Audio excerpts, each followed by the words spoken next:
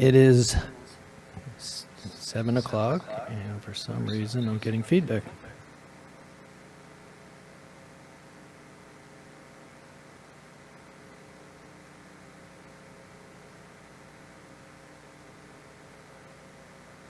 You sound fine.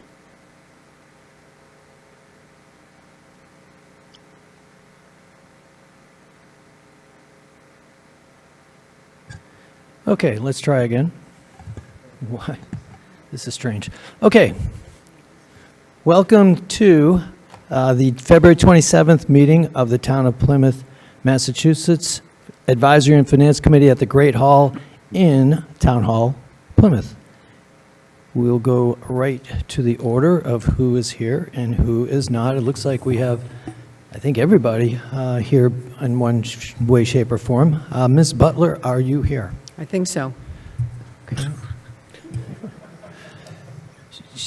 So how do I record that? I think so. Okay. It's a half a A check. half. Okay, we'll give you a half there. Sounds good. I know it's early in the meeting. Mr. Dunn, I Here, see and your I'm sure of smiling face. You looks like you got a haircut. Could we see some ID, please? Yeah, we're getting a lot of feet. I was inspired by Mr. Howard with that fresh haircut last night. I had to get one myself. Inspired. I like that. Oh, well, we have a haircut thing going. Mr. Green. I am here, but no haircut. No haircut. Tomorrow. I'll put you down, no Tomorrow. haircut. Mr. Howard I'm here. with a haircut. Okay, Mr. Lally. Here. Thank you. Mr. Malaguti. Here. Ms. O'Connor. Here. Thank you. And Mr. Pizarro. Here. Ms. Richards. I'm here. Mr. Snyder. I'm here without a haircut. And without a haircut. I missed Mr. Lawler. Going back to Mr. Lawler. I am here without needing a haircut. Oh, that's so you have no barber referral, do you? Ms. Tompkins. Here. Okay. And Mr. Trudell. Present. Present. Thank you. So we have a full house, even though we have nobody in the house here. Now. All right. So now I have to make my public service announcement speech that this meeting is being conducted in a hybrid format. Obviously, you see some of us here, and some people on our committee are on Zoom. The meeting will be airing on Comcast 9, Verizon 47, or on PAC TV's YouTube channel, which can be viewed at pactv.org/stream. The ground rules here with this committee is any speaker giving public comment is allotted up to 5 minutes in which to speak. Public comment can start off the meeting, can end our meeting, or could be in reference to any of the articles that we are discussing tonight. Anybody can attend virtually, or they could actually come here if they want to face us in person, or they can go on Zoom and use our meeting code 995-2986-0638 and use the meeting passcode of 100131. If you would like to dial in because you can't figure out how to use Zoom, or you're driving and you don't want to be on Zoom, you can also call us at 929-205-6099 and enter the meeting code 995-2986-0638, and the meeting passcode again is 100131. The views of the members of this committee are their own opinions and do not necessarily reflect the majority view of this committee. Having said that, do we have anybody in the public who would like to make a public comment? Hearing and seeing none. We have agenda items, so let's get to work. We have special town meeting articles, which are Articles 3, 4, 6, 10, and 11. All right, and so we're going to start with Article 3, Capital, and the Capital Improvements Committee reviewed and ranked projects from all funds at their meeting on January 13, 2025. We have an attached spreadsheet, includes the CIC ranking and the town manager's recommendations with the appropriate funding sources of all the department requests. A previous memo came to us regarding the annual town meeting capital requests, and this memo focuses on the spring town meeting requests, the department requests, and backup The department's request and backup can be accessed using the link on the town's website. So, without further ado, I'm going to turn the floor over to you. Good evening. For the record, David Gould, Director of Energy and Environment. I believe I have these in the correct order, so I'll just go through these, and if I'll pause at each one, so if you have any questions, you can ask them. One of our four capital requests is a replacement of a vehicle. We'd like to replace a truck known as ME6. It is in poor condition and in fact has a salvage title. We currently use that vehicle out at Long Beach, but it's going to no longer be usable. So we would like to reallocate a truck called ME9, which is a pickup truck from Natural Resources to the beach, and then replace ME9 with an SUV that is an electric SUV that would be used by our sustainability and resiliency staff. We propose funding for that to come from the Environmental Affairs Fund. Okay, so does anybody have any questions for Mr. Gould? Mr. Howard, the floor is yours. So looking at the Morton Park culvert replacement, is that, or is this just on the truck? We're just talking about the truck? Yes. Okay, no questions on that, thank you. Any further questions? Okay, hearing and seeing none. Mr. Lally, would you like to start us off with the motion to approve Article 3, Capital Improvements, Infrastructure and Equipment? I move that we approve Article 3 as presented. Thank you so much. Yes.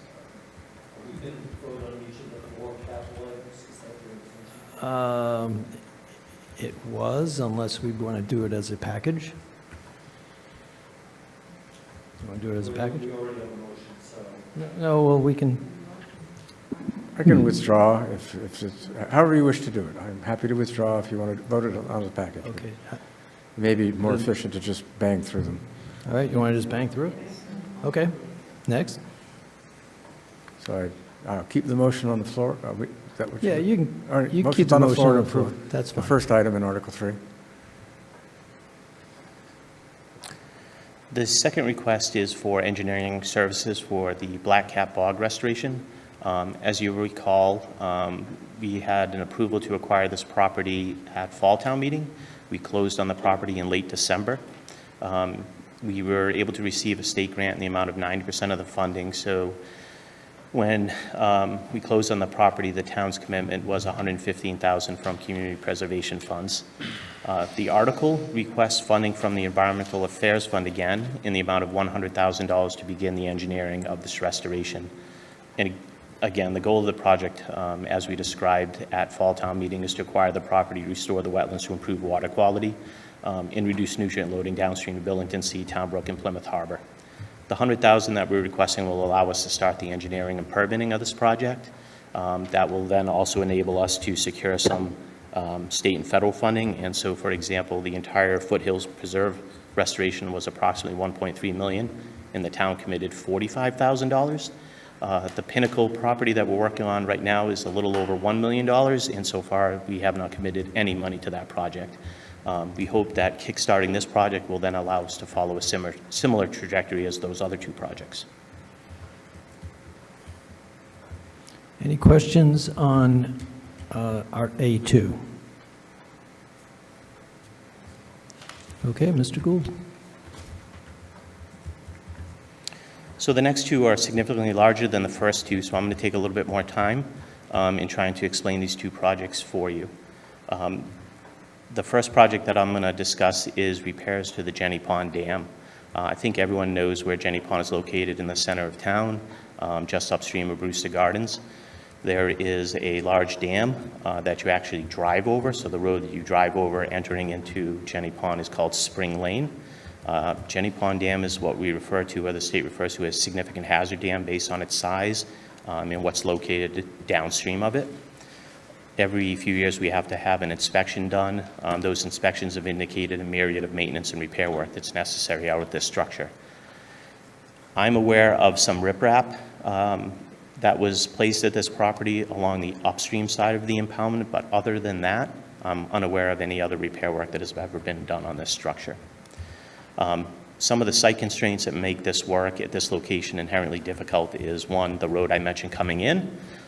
There is the grist mill located immediately behind the spillway, and then there are businesses beyond it, as well as infrastructure and ecological considerations. Ecological considerations meaning we have diadromous fish, our river herring, go up this stream, which means that we have significant time of year restrictions on when we can do work out there. All of that plays into making it a very inherently difficult project with very limited space to do all the necessary work. And I'll talk about some of that work that needs to be done. So we need to, based on those inspections that I mentioned, bring the dam up into regulatory compliance. And the reference for that is the Office of Dam Safety, which is part of the Commonwealth, and specifically what we refer to as Chapter 253. One of the challenges at this location is the dam is so small and undersized that it can't pass a 100-year flood event. And that's why this project is intimately intertwined with what we refer to as the Nature-like Fishway. The Nature-like Fishway allows us to pass a 100-year storm around it. It also is an improvement for upstream and downstream passage of fish, but it also allows us to meet that dam safety requirement. So you'll hear references to both as it's a very large project.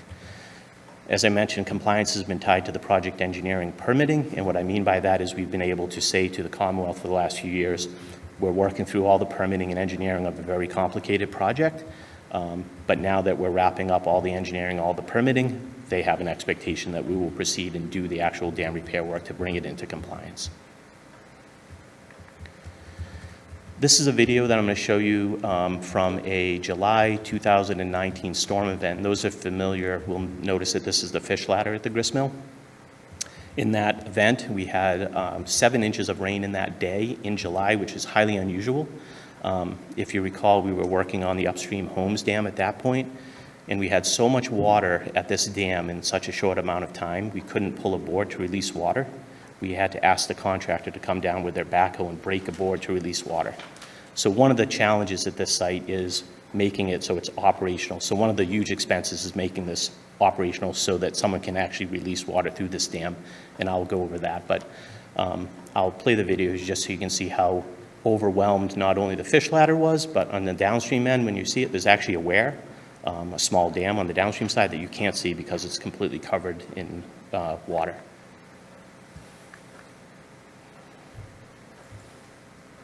There's actually a weir right about here, completely covered by the floodwaters. So that was a particularly dangerous event and one of the issues that we need to address, allowing water to safely pass through this dam. Some of the repairs, if you're familiar with the site, when you walk down the path adjacent to the grist mill and the restaurant, there's some significant seepage coming through the downstream side near the path that needs to be addressed. There is a correction of what we call a preferential pathway. When they installed the stormwater system, they allowed pipe to go across the dam, which creates a preferential pathway for water to move from the impoundment through the dam structure. When we do the project over, that will be eliminated and will tie in directly to the bypass channel. There is a soldier pile wall that has failed, and that wall supports Spring Lane. You'll notice that there's a significant patch in the asphalt walkway. That was to bring that back up to grade, and a significant amount of fill was placed on the downstream side of that to hold up the road and the wall. That all needs to be replaced. There are 2 large trees in the dam in front of the mill. One is a stump, and the tree has been removed. The other is still a tree fully grown. Those have significant stumps and roots into the stone masonry, and when we take those out, because you are not allowed to have trees on earthen dams, we will tear apart much of the wall and need to replace it. The repairs to the spillway and the weir boards and operational improvements is what I was referring to. We'll have a whole new spillway structure with a crank system that will allow one individual to pull a board safely and release water through the dam, unlike the situation that I described in 2019.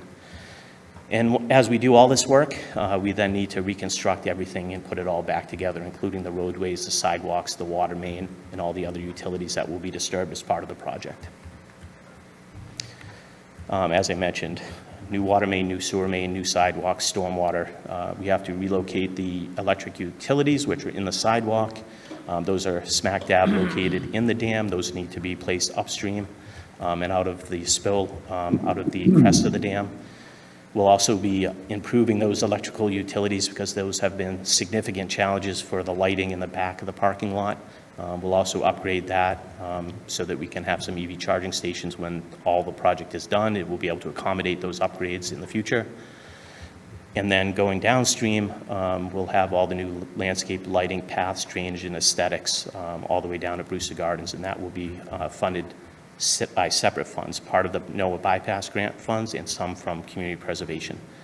The request tonight is strictly to do the necessary dam repairs. So again, to date, what we have for funding is over $10 million from NOAA for the bypass. Approximately $1 million of that is going towards the dredging work that's currently being done. The remaining approximately $9 million will go to the bypass project. We have the $1.5 million for all the trail work from CPA, and then we have the NOAA funds, which will cover the bypass, but will also be able to go towards other things that the town would have to cover. There's a sewer line that's in poor condition in the location of where the new bypass will go, so we'll be able to replace that entire sewer line as part of with the NOAA funding, as well as all those paths and landscaping that get disturbed. Otherwise would be paid for by the town. We can use the NOAA funding for. And I mentioned the CPA funds will fund the trail work down to Brewster. So again, what we're looking for tonight is strictly to do the repairs to the dam, in the crest of the dam, the roadway, and all the other associated work to bring it up to compliance with dam safety. That amount is $6,738,500. Okay, thank you, Mr. Gould. That's a lot to take in. Any questions from Mr. Gould? And we'll call on Ms. Richards and then Mr. Malaguti, and we'll start there. With respect to the grants that you're receiving, the federal grants, are you seeing any issues getting that money out of the federal government? So for this particular NOAA grant, which differs a little from another grant that I'll speak of on the Morton Park culverts, we do have a contract with the federal government for this $10 million. We're currently using some of that funding for the dredging.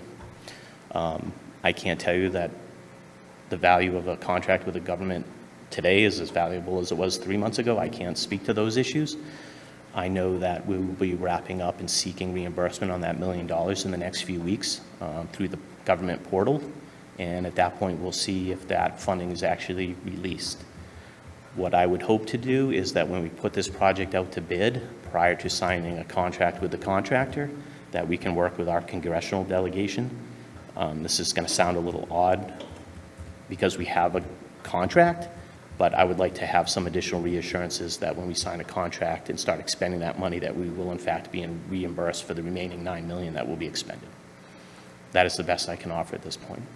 So would you put in there with the contractors that it's going to be conditional upon funding?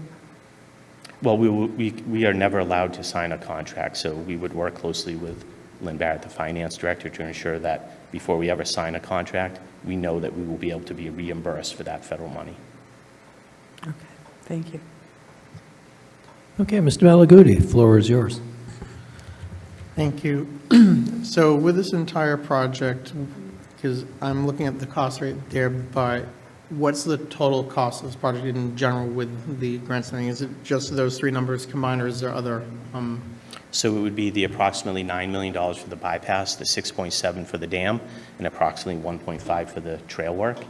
I say approximate because you never know the true cost of a project until you put it out to bid. So roughly between 18 to 20 million in that ballpark? That is correct. Okay, thank you. Okay, I'm going to go to Mr. Lawler. I see your digital hand. The floor is yours. Thank you, Mr. Chairman. Appreciate that. Mr. Gould, I have a question. Exactly how much money is expected to be paid by the town of Plymouth for this project? The $6,738,500. That is what's required to bring the dam up to dam safety standards. So you're requesting that money from the town outside of the funding that you're expecting to get? That is correct.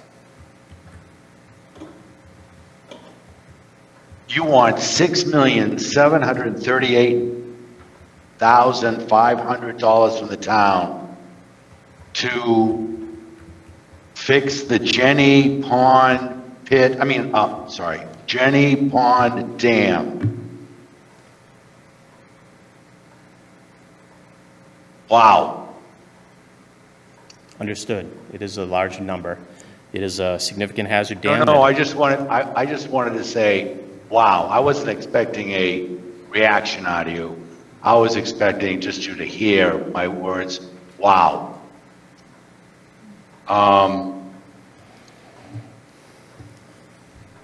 So where would this money come from, just out of curiosity?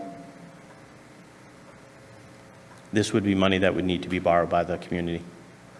So we're gonna go out and borrow it? Yes. Are you sure about that? I'm not, but typically numbers of this size are typically borrowed, but Lynn could probably answer that more accurately than I can. So we're going to bring Lynn Barrett, the Finance Director of the Town of Plymouth, to answer that question. So this project is being recommended to borrow, so it would be paid over a period of time, principal and interest, approximately, between 15 and 20 years.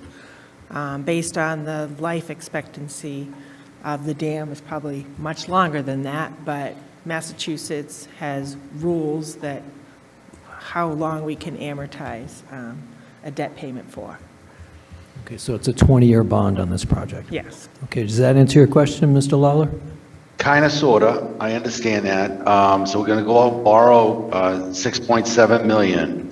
How much money have we spent over the last, let's say, 10 years on the Jenny Pond dam, please? I'm not aware of any money that has been spent in the last 10 years at Jenny Pond Dam. As I mentioned earlier, the only work that I'm familiar with that has ever been done on this dam in the 23 years that I've been with the town was some placement of riprap on the upstream slope of the dam adjacent to the pond. So that flooding area that you showed us, right? Remember that picture you showed us, the area was kind of flooded and going over the sides and that type of thing. Did that create any type of,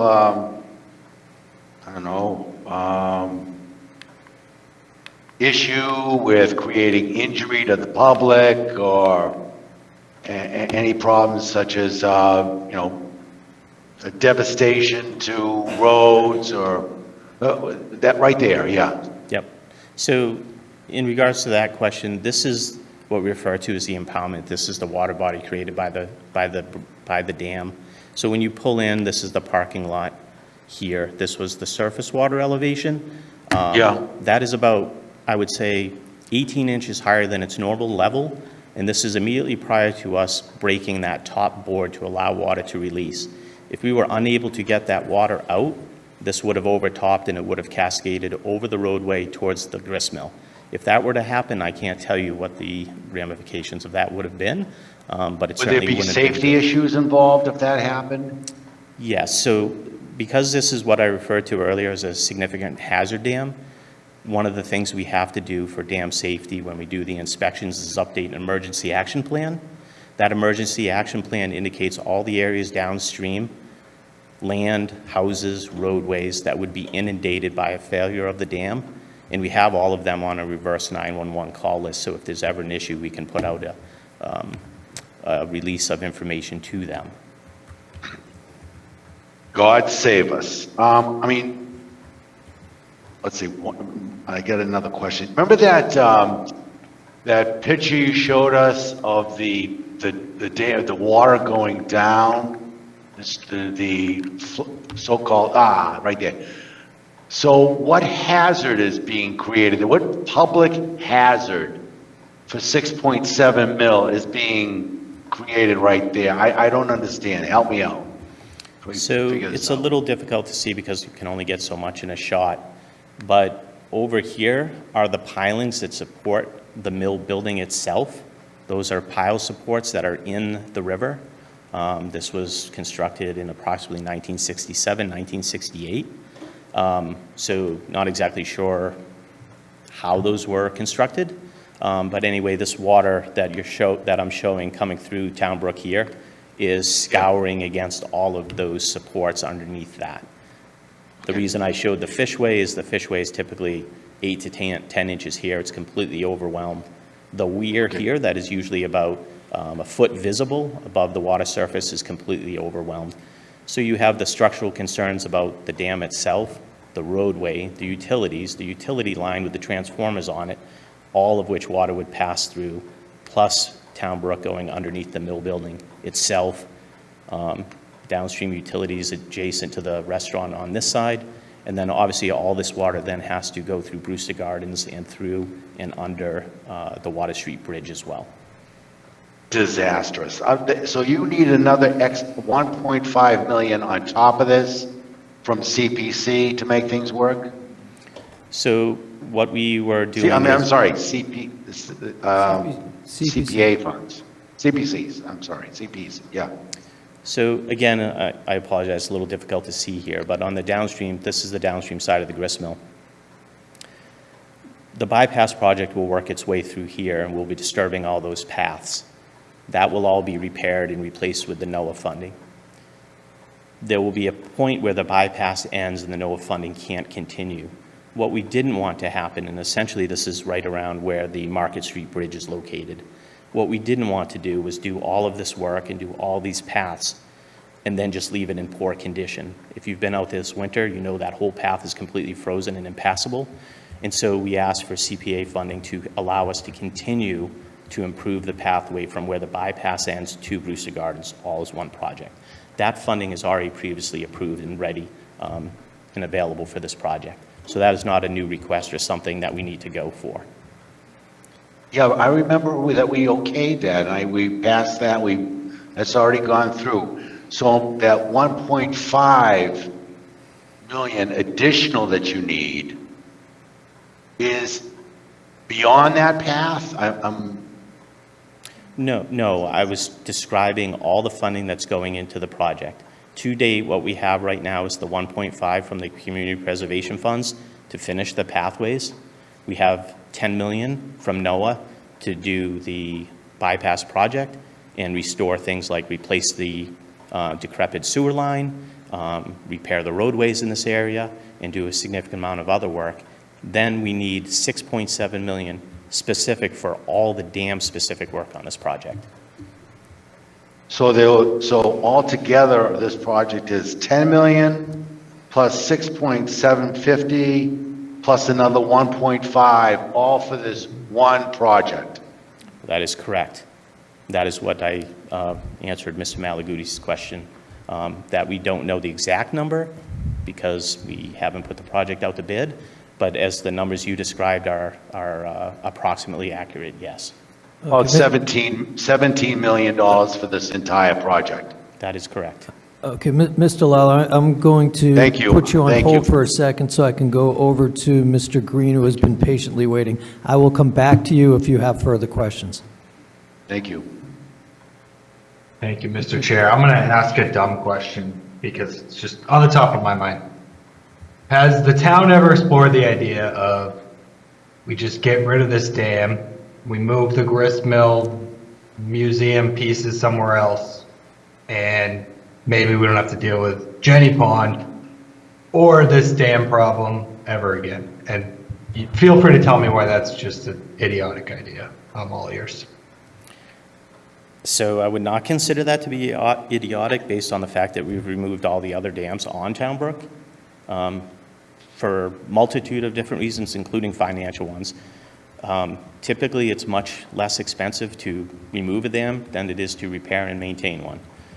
So it is not a stupid question by any means. The reason we chose not to do this here was there was not only a recreational value of Jenny Pond, the fact that the grist mill is here, the fact that the restaurant and the tourism located at this site, and the grist mill simply wouldn't operate without water to make it run, which you need the dam to do that.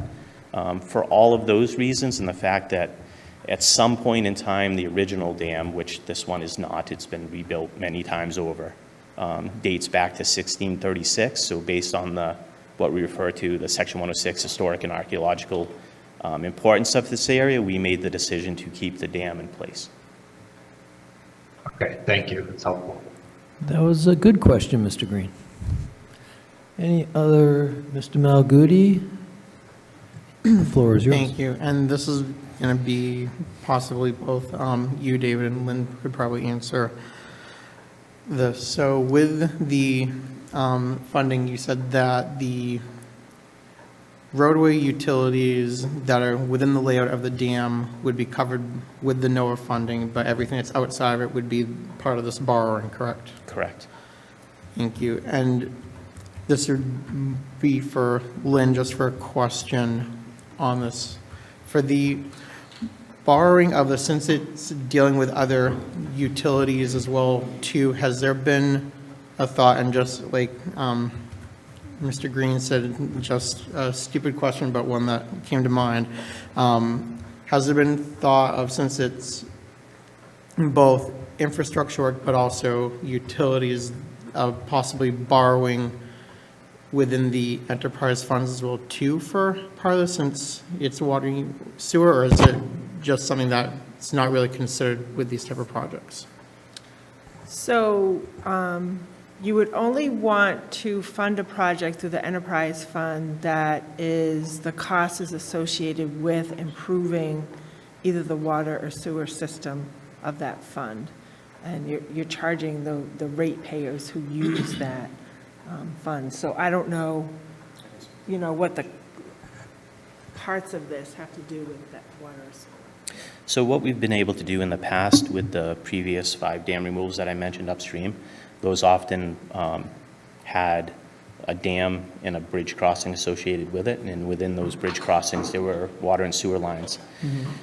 By doing these as restoration projects, we've been able to improve water and sewer lines on all those upstream projects along Town Brook, all the water, sewer, and stormwater as part of the restoration funds that we were able to receive from the state or the federal government. So it hasn't cost the town anything. What we're able to do on this project is replace the entire sewer line with the NOAA funds, because that's where the bypass needs to go. And otherwise it would need to be paid for by the town, but we can pay for it with the NOAA funding. There's a water main that goes from Summer Street into the park, and that is right through the crest of the dam. And so that's why we don't have any NOAA funding that can pay for that, because it's strictly part of the dam repairs. No, thank you, because that actually gave a little bit of clarity, because I just thought of it out of thin air. Well, if we have these other utilities that are in there, could there be like multiple pots of borrowing, or is it just better to do as one part for it? And that was basically my question. We have tried to offset. Thank you, David, for you and Lenny answering that. We've always tried to offset those utility costs by having the grant money pay for those when they can. And just for a little bit more explanation about the water main goes in through the crest of the dam, and we've chosen to replace that because what we don't want to do is do all this work and then a few years have the water main break, and then we just tear it all up to do it again. So we'd rather spend the full amount and replace all the infrastructure within the dam itself. Okay, thank you. And the last thing, the longevity, how long is this expected to be? About 75, 100 years for the life expectancy of the dam, or? So we would expect that these dam repairs would be somewhere in the 50-year range, most likely like a culvert or a bridge. Doesn't mean that you won't have to do some level of routine maintenance. What I can say is that we have to have all of our dams inspected. We now own 4 dams in town. When I started, we had 16. So the infrastructure costs and implications of having that many dams has been significantly reduced. But this is the largest dam that we own now that the Holmes Dam, which is the skateboard park dam, has been removed. Okay, thank you. You're welcome. Thank you. So we have a line here. We're going to go to Mr. Snyder, then Mr. Dunn, then Ms. Richards, Mr. Lally, and we'll go back up to Ms. O'Connor. Thank you, Mr. Chairman. Hearing the question that Ms. Richards asked about the federal funding, is there a backup plan if that money is not available? What is your plan to do? What can you do without that money? So if the federal funding is not available, we would need to go back and look at the possibility of doing strictly dam repairs and trying to work with the Office of Dam Safety to deal with the fact that the spillway does not allow for it to pass a 100-year storm event. That would be a significant challenge, and we would essentially have to change these plans and come up with new engineered plans to do this work without building the bypass. And that is a fair amount of work that would need to be done. It just seems to me like this, the price of this is just so enormous. Taxpayers are complaining about the price of their taxes, their real estate taxes. And this is a very, very high project, and I'm not sure how much it really affects the safety and security of the residents of Plymouth. So I'm not in favor of spending all this money on a damn dam. Thank you. If I could respond. Okay. Yes, you may, Mr. Gold. So I just want to be clear, this is not a project that we're requesting as a want. This is a need to repair the dam. This is a regulatory issue to bring it up to dam safety. So please don't perceive it as something that I'm coming before you looking for as a want. It's not a park rehab. It's not a trail project. This is repair of an infrastructure that the town owns and hasn't maintained and needs to bring up to regulatory standards. And I understand the cost is significant. I absolutely do. That's why we've brought in all these other grants to try to offset the cost to the town. But there is a regulatory component that we don't really have the option to just say we're just not going to do the work to the dam structure. So I just want to be clear about that. All right, Mr. Snyder, would you like to respond? You're on mute.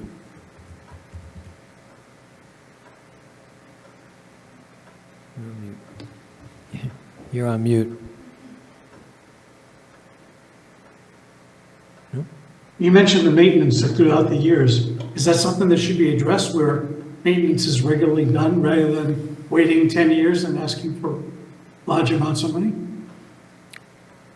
I think that can be true of a lot of the dams that we've had in town. That's why we've tried to address those by removing them and eliminating both the inspection costs and the maintenance costs for these structures. So we've been able to remove 12 of those and eliminate significant costs and put in new infrastructure, new bridges that would otherwise cost the town money. So the town hasn't had to pay for the infrastructure that Mr. Malaguti was asking about, or the bridge crossings to go in so people can access their homes. So we've done a lot of that already. On this one, again, we've brought in over $10 million in grant funding. Do I wish it could be more? I absolutely do. But I think 10 million is a significant amount of money to try and offset the costs. I hope that answers your question. Okay, Mr. Dunn, the floor is now yours. Thank you, Mr. Chairman, and thank you, Mr. Gould. This isn't the question that I was originally going to ask, but just piggybacking off what you just said, what are the consequences of not doing this and not meeting those regulations? So as I mentioned earlier, we've been able to sort of postpone these repairs because we've been able to communicate to the Commonwealth that we're trying to work through this very significant permitting and engineering issue that we're essentially wrapping up. We're getting the last of our remaining permits now. If we would need to report back to the Commonwealth that the community has chosen not to provide the funding to do the work, I would say at that point, the Office of Dam Safety would issue the town a notice of noncompliance and dictate a time frame in which we would need to do the repair work, and that if it isn't done, then we would probably be fined on a time frame that they would establish until it's fixed. Thank you. And just one more quick question. What is your plan if this isn't funded by town meeting? Would you have to come back and similar to losing federal funding? Right, we would have to do one of two things. We would need to either come back in the fall and ask for a similar project cost and approval, or we would need to significantly alter the entire size and scale of the project and then seek the town funding to fix the dam. Thank you. Okay, thank you, Mr. Dunn. We're going to go to Ms. Richards with Mr. Lally on deck and Ms. O'Connor in the hole. Since this is going to affect the Jenny district, is there, have you looked to any funding sources? Sorry, thank you. Since this is affecting Jenny Gristmill, have you looked to the Patuxent Museum for any funding from them? So we have not asked them because they do not own the structure. The dam structure itself is entirely owned by the town of Plymouth. No, I'm saying for the Gristmill, because We're not if- doing anything for the gristmill other than the necessary work that we need to go onto the adjacent property to fix what we need to fix for the dam. So we need to access some of that property to be able to fix the dam, but everything we're fixing is town-owned dam structure. It's not owned by anyone other than the town. But if we cut off the water, then they don't have, the gristmill doesn't turn, and it we- essentially compromises their, We are unable to shut off the water. The water has to flow through the dam spillway, otherwise the impoundment would overtop. okay. I have asked the Commonwealth to provide funding for specific to the dam repairs. That is through a program, Dam and Seawall, that we've received funding for multiple times. They provided funding for some of the engineering and permitting work for the design work we're currently completing, but they did not fund the repair work itself. The maximum ask of that program is $1 million. We did not get that. The Commonwealth, in the last round that we applied for, funded 2 dams in the Commonwealth. So And there's not much money. I know you get every last penny of grant money. And again, it maxes Yeah. out at 1 million, so Yeah. we would still have a significant financial need there. Yeah, I understand, and I understand the need, and, I'm just going to throw out there that Jenny Gristmill and, that area is dates back to 1636. Okay, thank you so much. Okay, Mr. Lally, the floor is now yours. So as I've heard tonight, there's 3 options at least. One is the project you're proposing. I believe the other one I always like to put on the table is to do nothing, but I don't see that as an option that we can do or take advantage of. And certainly another one that's been tossed out is removing the dam. And looking at that structure, that's not going to come for free either. Given that you've removed 12 dams, I think, in your time with the town, would you hazard a guess as to engineering it all in, what it would take to remove that dam and put things in a safe place? Is it going to be 8 million? Is it going to be 4 million? It's certainly not 0. And looking at the work that went into the removal of the other dams upstream of that, just from my eye, it was a significant dollar expense for those civil projects. Right, so the previous upstream projects averaged between 50 and 75% of state and federal funding to offset the cost of the town. This project would probably be somewhere in the $4 to $5 million range, because you would have to replace the dam with a culvert to continue to move water through, because Town Brook still needs to flow through. And then you'd have to relocate all the utilities, remove the dam. There's probably some additional sediment that would need to be removed, so you're talking somewhere in the $4 to $5 million range for a removal. Is it cheaper than what we're proposing? Yes, but it's still a significant amount of money. And does the dam in and of itself, particularly given the removal of upstream dams, provide in the current design for any sort of flood control, mitigation for surges? So none of these dams have ever provided for flood control. In order to do that, they would need to be operated in such a way that they would do that. And what you would need to do is, anticipation of a storm event, you would need to release water and create what we call freeboard on the spillway and capacity for the impoundment to fill up and take all those stormwaters before it passes over the spillway.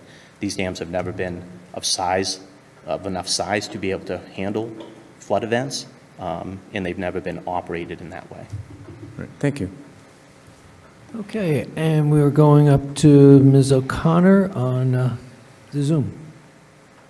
Thank you. Out of curiosity, and I apologize if this was somewhere in the report, it was pretty long, and a lot of stuff I didn't understand, not being a dam expert. We'll make all the dam jokes we can. What's the anticipated timeline, and when are you hoping to get this project started, provided it gets to get started? So one of the reasons we have this request at special town meeting is we would like to have the funding available sooner rather than later. So we are awaiting an Army Corps permit issuance, and that is all we need to move forward. Once we get that permit and we get funding for approval for the funding, we would like to put it out to bid.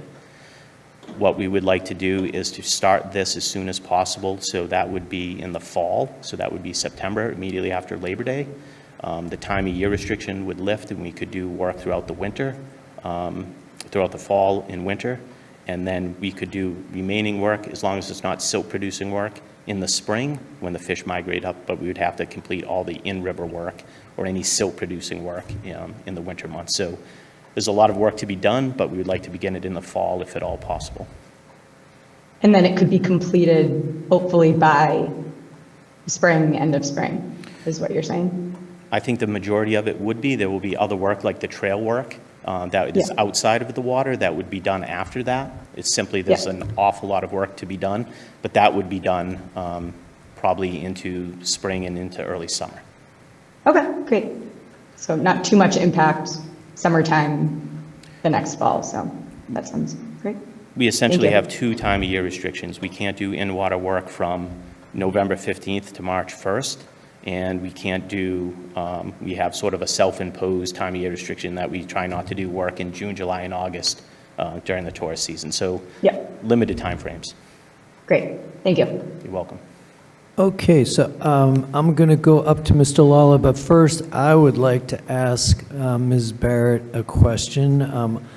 Obviously, the 6.7 million is not a hit to the budget this year, but can you give us some estimate on what the bond payments, the interest payments would be for the next 20 years to the town?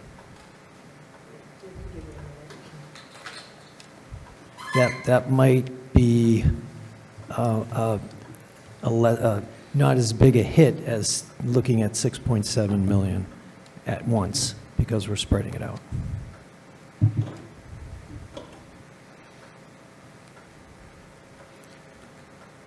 Are there other questions that I could answer in the meantime?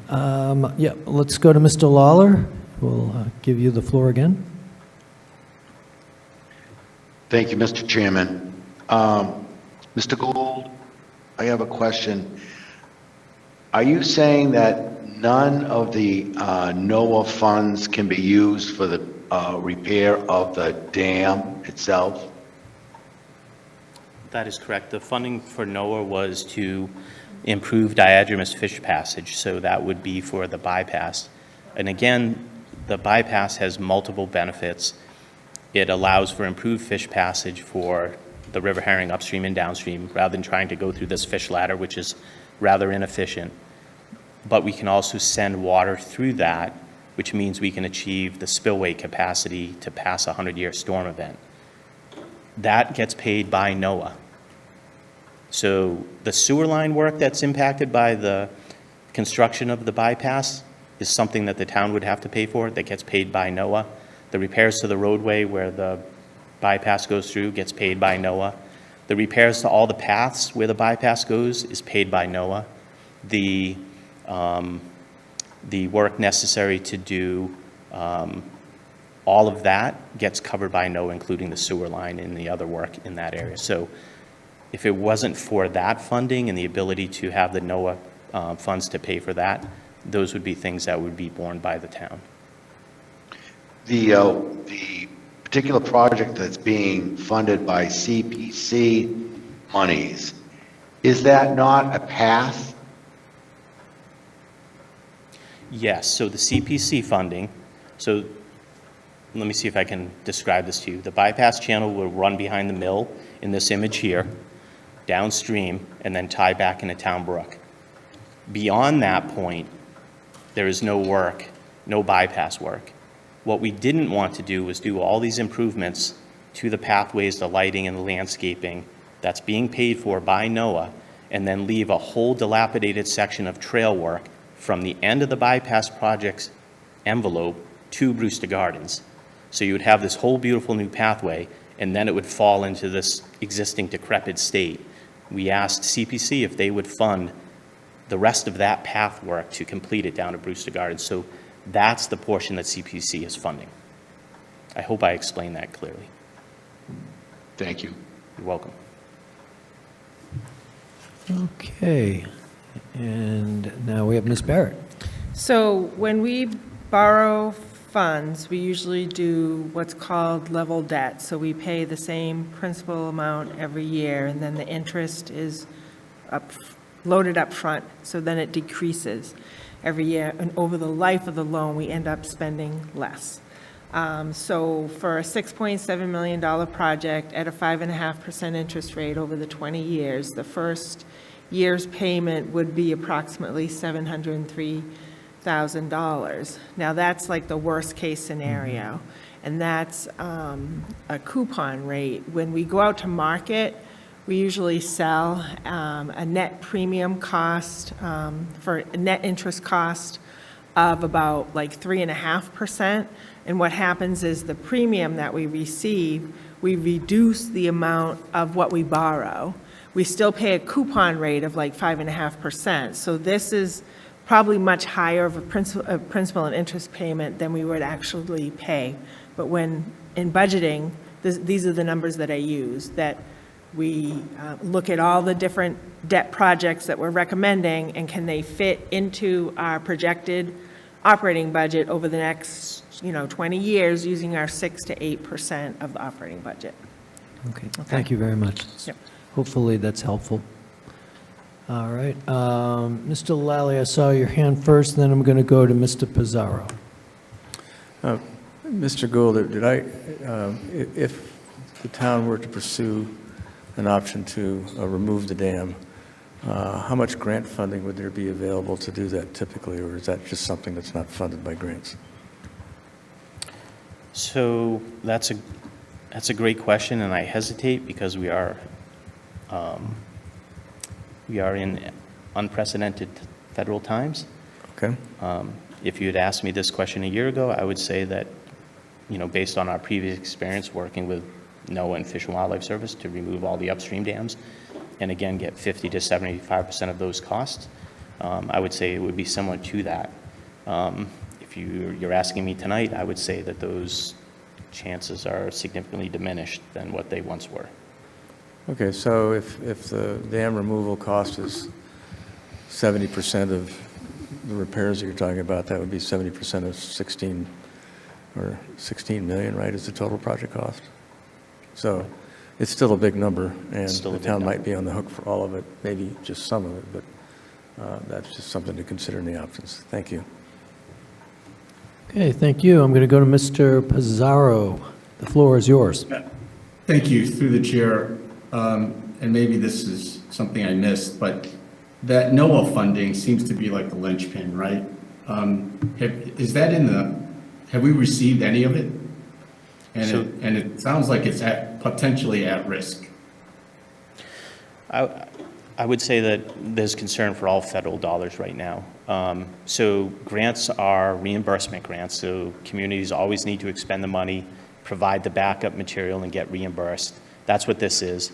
So again, our first opportunity to seek reimbursement will be in the next few weeks. As we continue to truck out the sediment that's been dredged from Jenny, we will be seeking reimbursement of the $1 million of that $10 million grant that was allocated for the dredging portion. At that point, we will seek reimbursement, and we'll see if it's provided back to the town. Right. We just don't have all the backup material to do that, but it is coming very quickly. So we'll have an idea of what the grant funding environment is going to be like. Correct. Given the next 4 years, potentially. Okay, thank you. You're welcome. Okay, we're back to Mr. Lawler up at the Hollywood Squares. Thank you very much, Mr. Chairman. Mr. Gould, I thought you gave a number of around $5 million to remove the dam. I thought that was the number that you had cited.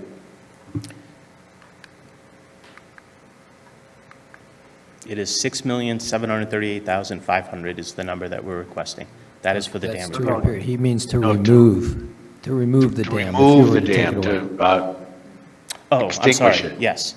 That's an approximate guesstimate Yeah, on so previous about work. 5 million. So Correct. about $5 million to remove the dam, and the town, you're asking the town to spend $8,250,000. So, Mr. Lally, I think those are the numbers that you were looking to compare. To remove the dam, it's 5 million, and Mr. Gould is asking 8,250,000 from the town. I'm asking the 6.7385 number for the dam repairs, unless you're adding the 1.5 million for the CPC trail work. Of course I am. I'm looking at the whole project as being close to $17 million, and that's what I'm looking at. But I just want to go back at this to make sure that I've got this right. 5 million to remove the dam, and you're asking roughly 8,250,000 from the town. I think that's a little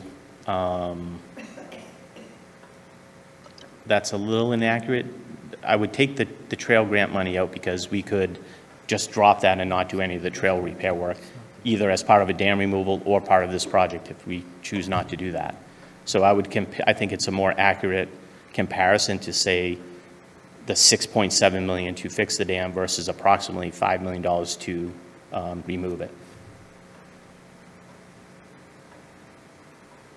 It all depends on how people want to look at it. That's, Mr. Gould, I'm not putting anything in. I just needed a round figure to bring to my committee so that they understand. So I guess those are the numbers, right? Correct. All right, to clarify, Mr. Lawler, the 1.5 million that we approve is for the pedestrian path leading down to Brewster Gardens because it is in disrepair. I don't believe that's related to the dam itself. We were incorporating it into this larger project in the hopes that we would achieve cost savings by doing all of it at once rather than piecemealing projects where typically you add mobilization and demobilization costs every time you do that. That was the thought. Okay, thank you. I understand, but the entire project is, if you look at the entire project, it's $17 million. Part of that project is the walkway, which is 1.5, and then the repairs are 6.7, and then the funding from the other side will become roughly 10 million. But if you remove the dam, Mr. Lawler, you're still going to need to spend the 1.5 million on the pedestrian path, I believe. Am I correct, Mr. Gould? The town could choose not to. It is in extremely poor condition and impassable during the winter months, but that would be a decision for the town to make. Okay, thank you. All right, Mr. Lawler, I'll give you one more follow-up question. No, I'm dead. I'm done. Thank you. Okay, I know Mr. Lally wanted to chime in. Do you still want to chime in? Yeah, before Mr. I Lawler, go to it's Mr. Dunn? important for you to, and everyone on the committee to remember that we're spitballing numbers here about the dam removal, and whether it's 5 million or 8 million, I wouldn't place a 2-cent bet. So just know that I was just trying to get some relative comparison on the cost of the dam repairs, which the local cost will be 6.7 versus a dam removal, and it could be 5, it could be 8, it could be something more, could be something less, and the town may or may not be able to get some reimbursement for the dam removal if they choose to pursue that option, is what I heard from Mr. Gould, but nothing is certain in these uncertain times. Thank you. Okay, I'm going to go up to Mr. Dunn. The floor is yours. Since it seems like we're already moving into discussion, I'd like to move the question. Oh, Unless people No, have no. more questions? Yeah. No, he's, yeah, well, the discussion will be after we do Morton. Oh, true, sorry, I'm losing my mind here. This It's one's been okay. so long. I found it here. You should have come to a meeting in person. You would have found it. No way. Saw my kid for the first time in 3 days today. Okay, Mr. Howard, the floor is yours. Just a point here that the grist mill and Jenny Pond area is a major draw for our tourist industry in town. And removing the dam and putting in a bridge in its place, I suspect, and I welcome your opinion, Mr. Gould, but I suspect it would diminish the attractiveness of this space as a tourist attraction. Thank you. I am a dam removal advocate, but I would agree that removing the dam at this location with this historic context within a federal register historic district would significantly alter the appearance and value of the area. Okay, Mr. Lally, back to you. I think this may fall under the point of order, but I'll just say perhaps we should, I'd like to move that we sever the 4 actions here, given the discussion around the dam and perhaps the discussion that may occur on Morton Park, and vote on them individually. Okay, and that was A motion, I guess. a decision we chose at the beginning, but we can go back and vote individually on each, is what you're saying? Yes, I think we should As do that. opposed to a package, since there is a lot of back and forth and people on both sides, and I don't want you to just vote on the entire package, vote it down because of one of the 4 that you Exactly. didn't want. I will second that motion. Okay, so we should go back then and vote on, separately on A1, Energy and Environment, replacement of vehicle. So we have a motion on the table from Mr. Lally and a second from Ms. Richards. Any discussion on A1, replacement of vehicle? Hearing and seeing none, we will go to the roll call. So, Ms. Point of Butler. order. Excuse me? I'd like to have some discussion on that, please. Okay. The floor is yours. Thank you very much, Mr. Chairman. I am very much not in favor of getting an electric vehicle. They just have, it's just not the right thing. And I'm just trying to figure out whether or not you have gone out and looked at other vehicles that will do the same function here, right here, we have right here, and cost less. There's no resale value in the electric vehicles, just a bad idea. So we are attempting to be consistent with the town's policy to electrify the town's fleet. And so this request is consistent with that. The select board has established a policy that they want to see us electrify our fleet. That's why we've purchased over the last few years quite a few electric vehicles or hybrids. This vehicle is also eligible for the $7,500 reimbursement from the Commonwealth. So we will be seeking that. And again, it's paid for the Environmental Affairs Fund, so it's not raised in revenue. But we are purchasing a vehicle because that is the policy that the board has established for the town to try and electrify the fleet. Okay, Mr. Lala, would you like a follow-up? Point of order, I think we're in discussion, we're not in questions anymore, so we should be talking to ourselves. That is true. But, all right, Mr. Lala, do you want to follow up that statement? No, I'm all set, but I thought we went back on the issue. Yeah, which no, we have a then motion on, opened we have a it- motion opened on. things up for questions. Yeah, once we have a motion on the table, it goes to discussion. So that's where we are right now. Thank you. Okay, you're welcome. Mr. Green, the floor is yours. Thank you, Mr. Chair. For discussion on this item, I was going to asked this question at the time, but I couldn't figure out what the Zoom hand button was. But anyways, discussion is more of the topic here. So I am in complete agreement with Mr. Lawler on this. I think I don't agree with the select board's decision to electrify our fleet. I think it's an excuse to buy really expensive F-150 Lightnings that cost 20 grand more than a regular F-150 gas-powered vehicle.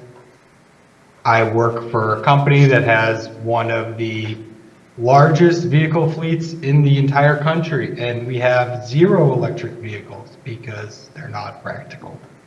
So I will not be supporting this. I would support it if it was alternative, a gas vehicle, but not in on this. Thank you. Okay, thank you, Mr. Green. I have a point of order. Can we just take a vote on just separating these out first and then proceed? Yeah, I thought we had already decided. Do we need a vote? That was Mr. Lally's motion, was to separate, not to vote on the vehicle. So I think we need to move on that first. All right, that's fine. All right, so we have a motion to separate into the four items. Okay. All right, I'm happy to second that if you need one. sorry? I said I'm happy to second that if you need one. Yeah, no, we got a second. Do I offer discussion on this, or are we all in agreement that we're going to separate out the 4? All right, no discussion. Let's take the vote on separating out the 4 items for voting. Ms. Butler? Yes. Mr. Dunn? Yes. Mr. Green? Yes. Mr. Howard? Yes. Mr. Lally? Yes. Mr. Lawler? Yes. Mr. Malaguti? Yes. Ms. O'Connor? Yes. Mr. Pizarro? Yes. Ms. Richards? Yes. Mr. Snyder? Yes. Ms. Tompkins? Yes. And Mr. Trudell? Yes. Okay, so 14-0. We have voted to separate out these items. Now let's go back to item A1. Is there any further discussion on A1? Mr. Malaguti? Thank you. Well, I agree that the concerns for the electric vehicles is fair and found. I do want to actually state that the town is looking at this cautiously. They're not looking at doing every single vehicle that the town owns. As we heard during our subcommittee for DPW and solid waste, that they have concerns with some of the state mandates for electric vehicles, especially for the larger vehicles, which they do not believe and has not been proven effective and trustworthy for larger scales. But for the regular SUVs, not necessarily the light pickup trucks, because those could go either way, but the SUVs and the smaller ones, which are utilized more on flat roads and are not utilized consistently during the day for short trips, it's more economically efficient to use the electric vehicles or the hybrid vehicles for that instead of the gas-powered for those, since they have a larger range. And even though there is still the argument out there about the cost of the battery replacement and repairs, it's still an efficient use of the, in this case, non-taxpayer money. Okay, thank you, Mr. Malaguti. I believe, Mr. Howard, did you have a comment you'd like to make before I go to Mr. Yeah, I was Dunn? just wondering if we can modify this request. We were talking yesterday about amendments to, We could. we could modify this. You I could don't put know in- that it would have, it may actually increase the price tag, because I believe that the other vehicles that we've purchased, and Lynn, maybe you can, I don't have my capital list in front of me, but if we were to change this to a non-electrified vehicle. You can make that motion to amend. I'm not going to make it, but I'm just asking if we could. I believe we can.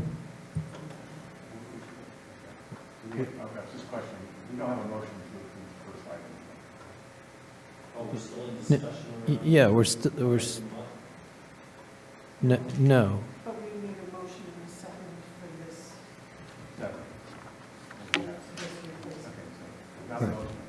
Okay, so let's put a motion on the table to approve item 1. I will as- I will make that motion. Okay, thank you. And Ms. Butler seconds it. Okay, so now we have a motion on the table. We are in discussion on item 1, A1. Now, would you like to amend that motion, amend item 1, A1? No, thank you. Thank you. Okay, so let's finish the discussion. Mr. Dunn, we're in discussion on A1. Thank you, Mr. Chairman. I'm going to vote for this. I think the price is pretty reasonable, and especially if we're going to get, I believe you said $7,000 or $7,500 back from the state. That's a price tag of like $45,000, which I think is completely reasonable for an SUV and similar to what my own SUV cost me. Okay, thank you, Mr. Dunn. Back to Mr. Lally. So my professional experience managing large fleets is that electric vehicles or hybrid vehicles used in the right circumstance use less fuel, require less maintenance, and I think this is an okay application for what's being proposed. So I will be voting for this and encourage my colleagues to do the same. Okay, thank you, Mr. Lally. Any further discussion before we take the vote on approving item A1? Hearing and seeing none. Ms. Butler, how do you vote?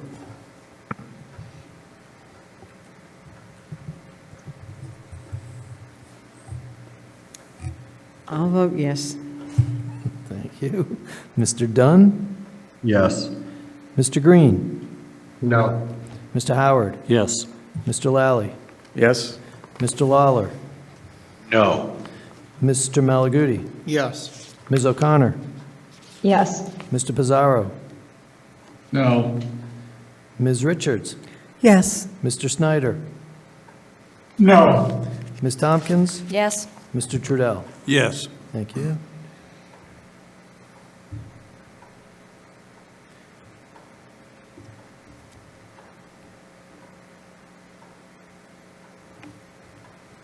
Okay, so 9 voted in favor, 4 voted against, 0 abstentions. So item A1, we have approved or recommend town meeting approve A1 replacement of vehicle. Okay. So that brings up A2, engineering for Black Cat Bog restoration. We need a motion. Mr. Howard, would you please move to approve item A2? So move. Mr. Snyder, would you please second that motion? Second motion. Great. We have a motion on the table by Mr. Howard. It has been seconded by Mr. Snyder. We are in discussion now over the engineering for Black Cat Bog restoration. Hearing and seeing none, we will go to the vote. Ms. Butler, how do you vote on A2? Yes. Mr. Dunn? Yes. Mr. Green? Yes. Mr. Howard? Yes. Mr. Lally? Yes? Mr. Lawler? Yes. Mr. Malaguti? Yes. Ms. O'Connor? Yes. Mr. Pizarro? Yes. Ms. Richards? Yes. Mr. Snyder? Yes. Ms. Tompkins? Yes. And Mr. Trudell? Yes. Okay, so 14 say yes, 0 opposition, 0 abstentions. So the Advisory and Finance Committee recommends town meeting approve item A2. Now, we're going to go back to item B1. I need a motion from Mr. Dunn. Would you please move to approve Article B1? So moved. And Mr. Pizarro, would you please second that motion? Second the Thank motion. you so much. We have a motion from Mr. Dunn and a second from Mr. Pizarro to approve item B1, Townbrook Jenny Pond. We had a lot of discussion about that. Anybody else want to add while we are in discussion before we vote? All right, Mr. Lawler, I see your digital hand. And Mr. Dunn, I'm Thank you. calling you second. Thank you so much, Mr. Chairman. Appreciate this.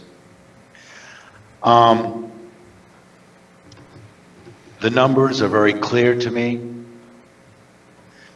Our responsibility is very clear.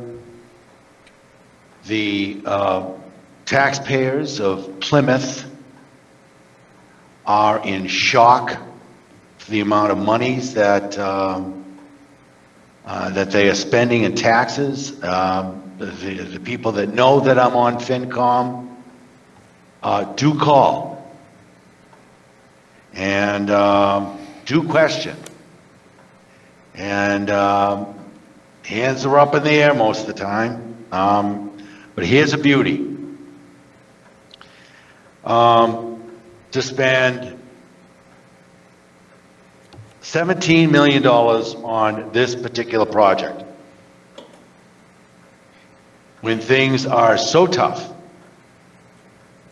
and getting more difficult, I cannot see personally voting for this.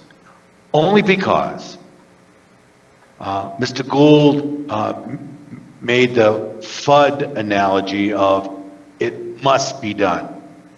I know that there must be some other ways around this that he can create somehow, some way that would exclude $17 million spent on this entire project. But it's a hefty one. And when the time comes around and people are saying, why are taxes so high? I want to remind all of you that it's up to us to advise and not to rubber stamp. And this is perfect example of showing a trend, of putting up a little bit of resistance. We understand the project clearly. It was said to me, the Jenny Pond Pit Dam. Understood, got it. But I want you to realize that taxes are going up, expenses are going up. $700,000 a year in principal and interest, I got it. It all adds up. But I want to keep in mind that we start here in saying no. We start here, the 15 of us. And I am going to vote no on this because it has to stop at some particular time. Thank you, Mr. Chairman. Okay, thank you, Mr. Lawler. I'll go to Mr. Dunn. The floor is yours. Thank you, Mr. Chairman. I hate to disagree with my colleague, Mr. Lawler, twice in a row, but I'm going to here. I think we're looking at the price wrong. I think when we look at this, it's 6.7 million versus about 5 million. And I think that those improvements that Mr. Gould was talking about of the pathways are beyond needed. Previous to living where I live now, I lived downtown and I would walk that path every day, and it's unpassable in the winter. It's flooded over, it's frozen over, it's an absolute disaster. It's definitely not accessible for anyone with mobility issues.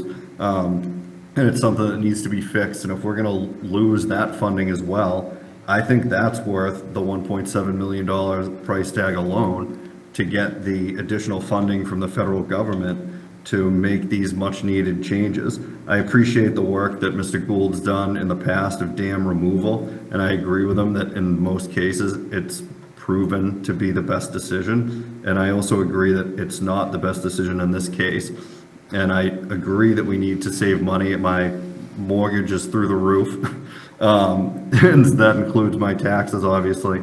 But I think that we're looking to save not a huge amount of money, and we're looking to lose a lot of infrastructure improvements that would come along with it. So I'm going to support this project. Okay, thank you, Mr. Dunn. I'm going to go to Mr. Snyder and then Ms. Richards and Mr. Howard and Mr. Trudell and, oh Lord, Ms. Tompkins. Get in line, people. Take a number. Thank you, Ms. Mr. Chairman. Malagutis. Go ahead, Mr. Snyder. The floor is now yours. Thank you, Mr. Chairman. I think this is an important project for the downtown, and I have no problem with it. I would feel more comfortable, though, if we were voting that if the federal money didn't come, it wouldn't happen. We would vote yes depending on the federal funding. And I know that they've said to us that they may not do it if the federal funding doesn't come in, but I would like to have that as part of, I'd feel much more comfortable voting yes if I knew that it wouldn't be happening without that federal funding. I don't know if people are comfortable with any kind of a, you know. Okay, thank you, Mr. Snyder. Would you want to make a motion to put that in the article that we are voting on? I would, I would make a motion that we vote in terms of considering that the funding is going to be received by the federal government, on the federal government. On Mr. Snyder's remark. The project can't go forward unless the town knows they're going to get funding. So if the federal funding dries up, then the project won't go, and I suspect they'll be coming back to us with another project. So I won't support a motion like that. I think we should move Well, ahead. that's the case. If that's the case, then why wouldn't you support that motion? If the federal funding doesn't come, it doesn't happen. We're voting on it right now. We're voting on $17 million that may not come in. We don't know what they're going to do. Okay. Hold on. All right, I'm going to call on Mr. Gould to make a comment on that. It seems to me that if we don't get the federal funding, this project doesn't happen, and we talk about this in the fall. Is that? That is completely accurate. The project is designed as a whole. If we don't get the federal money, we don't have sufficient funds to award a contract, and therefore it doesn't happen. Right, and you can't go forward without town meeting of authorizing you to spend money. And at this point, we're only authorizing you, if we vote on this, to spend the 6.7. If you don't get the federal funding, you can't do the project on 6.7. You've got to come back to town meeting and ask for additional funds. And at that point, Mr. Snyder, you could vote that down if you feel that the town is going to take on too much of a burden because the federal government is backed off. Is that correct? Doesn't look like the board wants to agree with this, so I will make that motion, but I just think it's important that we feel that way. I certainly cannot vote for this, not knowing that money's coming in. Okay, thank you. Ms. Richards, and then we'll go to the right, and, Mr. Malaguti after Ms. Richards, and then we'll go to the right side. I am in support of this project. I think we've put a significant amount of resources into repairing Brewster Gardens, Town Brook. I think Jenny Pond and the dam really needs to be replaced. If not replaced, then for the 6.7 million, then it would be repaired for at least 5 million. So I feel that this is a no-brainer, and with all due respect, Mr. Lawler, I can most definitely speak for myself in that regard, and I think the rest of the committee can as well. Thanks so much. Okay, thank you for that. And Mr. Malaguti, the floor is now yours. Thank you. Like my colleague, Ms. Richards, I am fully in support of this project as well, too, for a number of reasons. One, we spend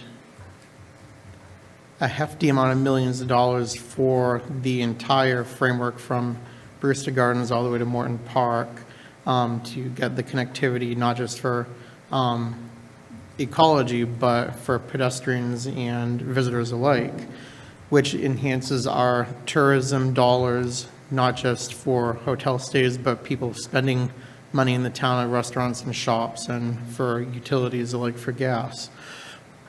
The other thing too is that we pride ourselves on having these areas as jewels, which bring in even more attention to the town, to bring even more tourism dollars to help offset the actual burden for the taxpayers, which also brings in other niche retail businesses and other businesses to help offset the base and bring more of a lively downtown, which enhances our economic base.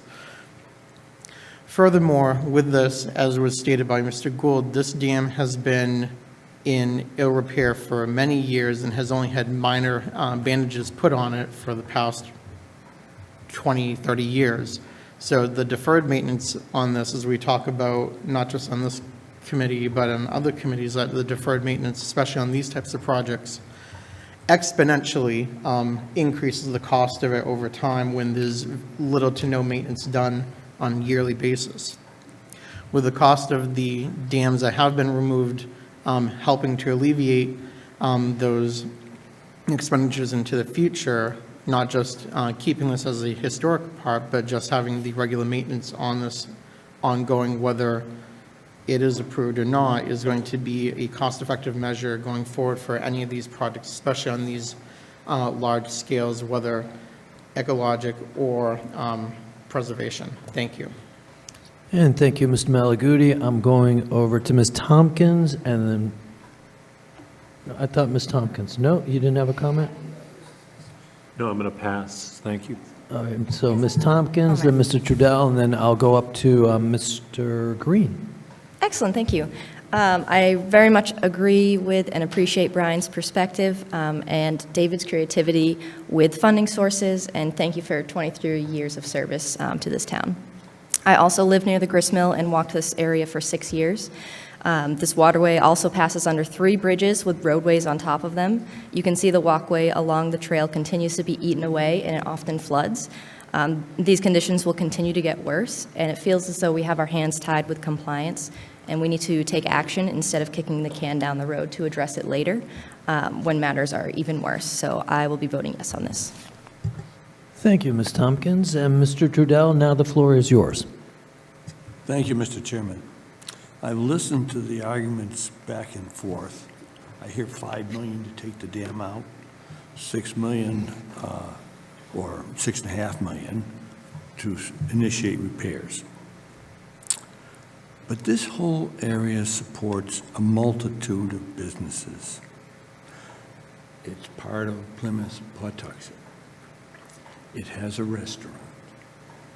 We've heard the harbor master come in and talk about the American Cruise Line and a number of times that they can be expected to come to the harbor. Mr. Howard nicely asked a question that I was interested in, is what is the economic value of those businesses that we are impacting? And the last item, we're already dredging Jenny Pond. If we remove the dam, why have we really gone forward with dredging the pond? That's all I have for questions, because I really haven't made my mind up at this point. Well, you might not have too much time left. So I'm going up to Mr. Green. The floor is now yours.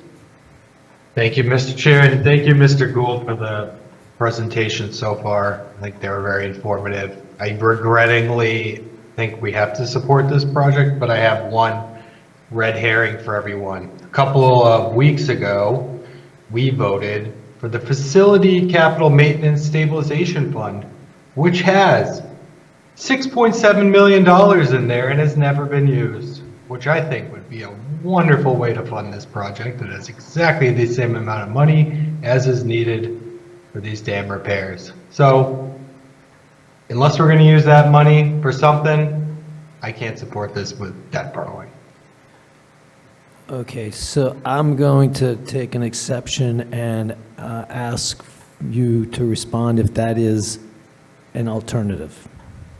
I would defer that to the finance director. I'm not unfamiliar with that account. Okay, Ms. Barrett, is that an option on the table or no?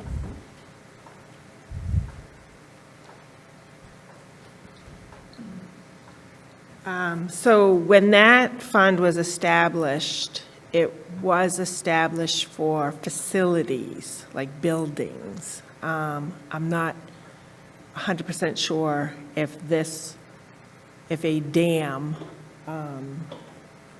is considered a facility. So I don't think so. That would be my opinion. Okay. Thank you for that. Okay, Mr. Lally, the floor is yours. Well, in that same vein, there's also this thing called the Nuclear Stabilization Fund that's supposed to be used to reduce the burden on taxpayers once the plant shut down. So if we're going to go down that path, I'd actually put that one first, but I'm not ready to make that amendment at the moment. Okay, good point there, too. Okay, Mr. Dunn, the floor is yours, and then I'll go to Ms. Richards. Well, I appreciate Mr. Green's idea, and I think it's an interesting one. We also do have a ton of maintenance to do on our buildings, and what I'm looking at right now of the creation of the fund says, quote, "for capital maintenance of town-owned buildings." So I don't think we would be able to use it for this either. Okay, thank you for that point. Ms. Richards, the floor is yours. Okay, well, while we're heading down that same path, later, after Mr. Gould's presentation, we have our General Purpose Stabilization Fund, which happens to have, I think, 13 million in it. And that is for, to provide emergency funds for use in a major or significant event, such as natural disaster, an uninsured loss, damage to a capital asset, or prolonged decrease in revenue. So I would say that that dam is a capital asset that is due to fail very shortly. And if it fails, then we will have to come up with a significant amount of money in mitigating damages. Okay, interesting point there. Okay, have we run through? It does appear this committee does give a damn. That's good. That's good. I appreciate all the comments. Mr. Lawler, can we give you the floor again? Can we ask the finance director if what Ms. Richards had suggested could be done? We could do that. Ms. Barrett, what is your response to Ms. Richards' presentation? So it wouldn't be my recommendation to do that, but the warrant language provides that you can either raise and appropriate, borrow, or transfer from available funds.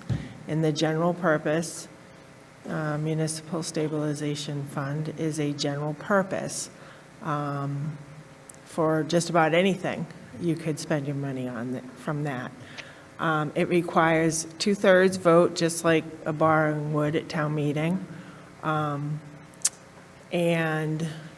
But also there is a reason why we would, in our financial policies, that we want to get it to that 5% level without necessarily using it on something that we could plan to do in another manner. But it's up to town meeting. Okay, so technically we could approve of this project, and it could be based on the language in Article 3, we could transfer from available funds or borrow. So we don't need to make that determination at this meeting. It is left open for, I would imagine, the town, the finance department to decide further. Would we amend the article and attach that to it, Steve? I think the article... You're not amending, so it's your motion that goes to town meeting. So if you want to move to fund it from wherever, it is your motion. Correct, So but it's been left open. Someone else on town meeting floor would then vote to amend your motion if they want to do something else. Right, correct. So at this point, if we didn't amend, this could become a debt instrument to finance this. That was the original intent, correct? That's what began this discussion. So no. So it's your motion. Advisory and Finance makes a motion. Our recommendation is to borrow. Right. If you that's- choose not to, then your motion is to transfer it from wherever. Correct. So if we don't make a motion, this will go to borrow. That's what you're recommending. So So we're if- recommending to borrow. Right. The selectmen have already voted to recommend that to town meeting, to do it that way. So if your motion is to transfer it from the stabilization fund, then that's what your motion is. Correct. That's what you're recommending to town meeting. Correct. It's not an amendment to the article. It's just what your motion is. If that's how you choose to recommend this article. Okay. Mr. Chairman, then could I make a motion to You could. for that to happen? Yes, you could. Then I'd like to make a motion to fund this through what Ms. Richards had recommended. General Purpose Stabilization Fund. Yeah. Okay, so the motion would be to approve item B1, subject to funding it through the General Purpose Stabilization Fund. Yes. Okay, I would need a I will second on second that. that. Okay, so we have a motion on the table from Mr. Lawler, a second from Ms. Richards. Do we have some discussion on that? Hold on, not everybody at once. I saw Mr. Snyder's hand up first, and I will get to everybody. There's a lot of people want to chime in on this. Go ahead. Yeah, I actually wanted to make a point of information there because a lot of people don't know this. In fact, I'm surprised the finance director didn't mention it, but the stabilization fund is used by Moody's to help the bond rating of the town. And if you start taking chunks out of it for things like this, your bond rating is going to go down and your cost of borrowing are going to go up. Okay, thank you for that comment. I'll go to Mr. Dunn, and then I'll look for hands over here. Thank you, Mr. Chairman. I am going to vote against this amendment. Like I said before, we have hundreds of millions of dollars in maintenance that we need to do to town buildings and to other infrastructure. And I know, same with road, we have, and we just have a lot that we have to do. And I think if we're going to have that fund, it should be for an actual emergency, like it's intended for. I think obviously this is an issue that we're facing right now, but it's not an emergency right now. The dam hasn't failed. Water's not spilling over. This isn't, an imminent threat right now. It's something that can be fixed through normal processes, and I think that we should save this money for an actual emergency. And I also would like to second Mr. Snyder's point on our rating as well. Okay, thank you. Ms. Butler, the floor is yours. Mr. Gould, you're the expert, what do you think? Well, I'm not sure this is a Mr. Gould question at this point, and it's not what he thinks, it's what we think.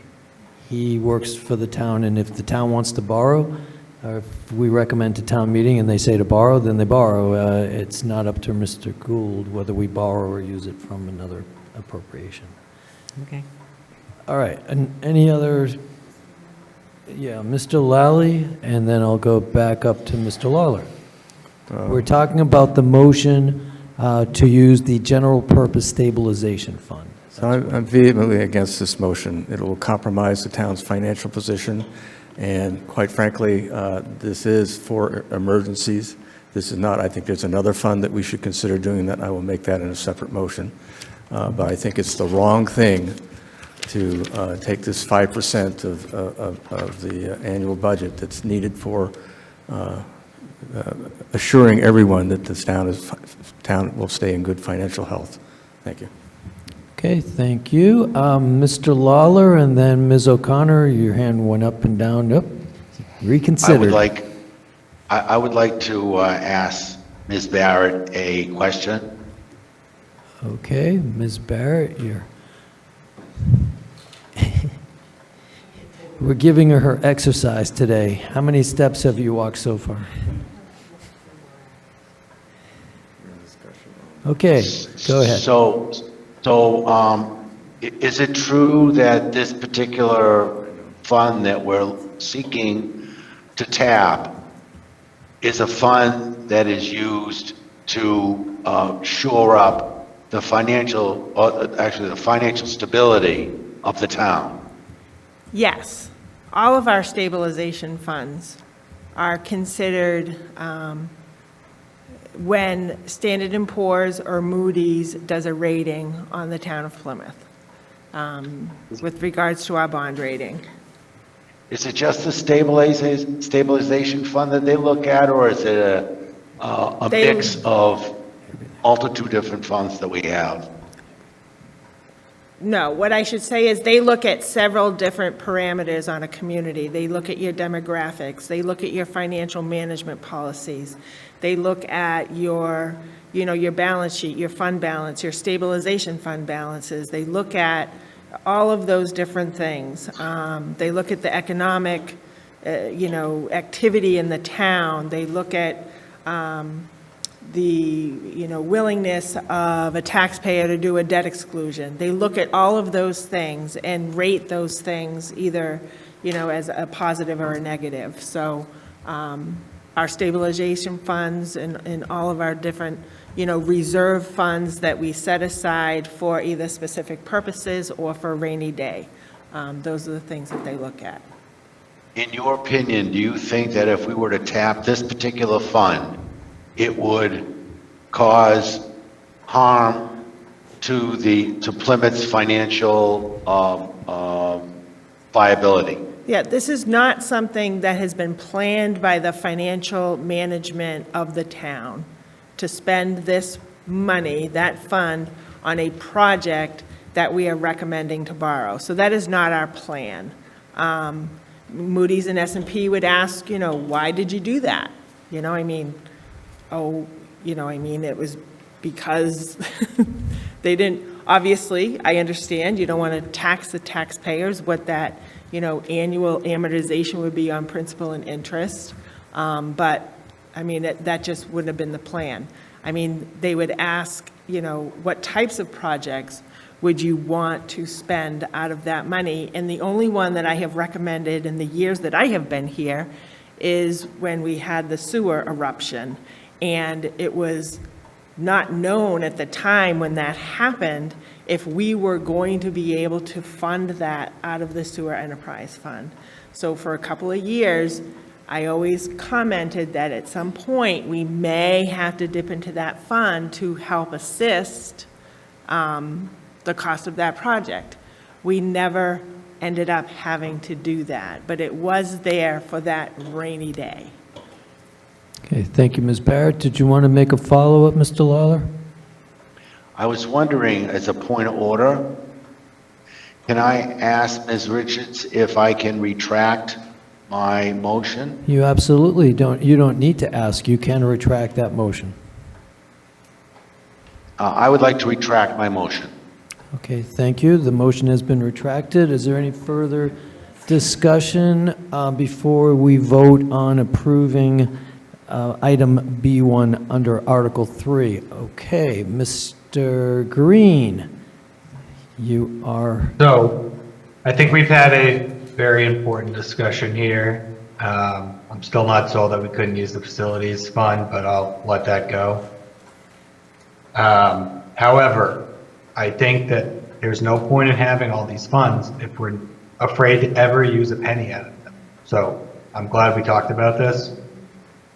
I'll support it for now, but I think it was a valuable conversation. So, thank you. Okay, thank you, Mr. Green. Any other discussion? Hearing and seeing none, we will go.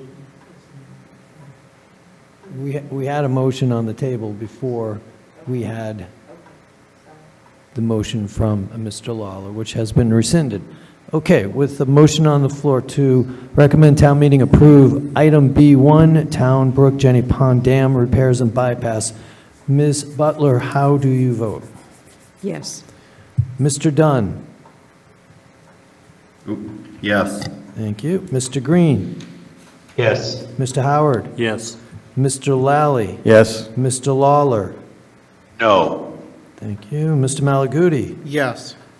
Ms. O'Connor, Yes. Mr. Bizzarro, Yes. Ms. Richards, sorry about that, Yes. Mr. Snyder, No. Ms. Tompkins, Yes. Mr. Trudell. Yes. And the Advisory and Finance Committee recommends by a vote of 11 in favor, 2 opposed, and 0 abstentions for town meeting to approve item B1 of Article 3, which leads us to B2 of Article 3, the Town Brook Morton Park culverts. Mr. Gould, you're up once more. Thank you. So the fourth request we have tonight are replacement of 2 culverts within Morton Park.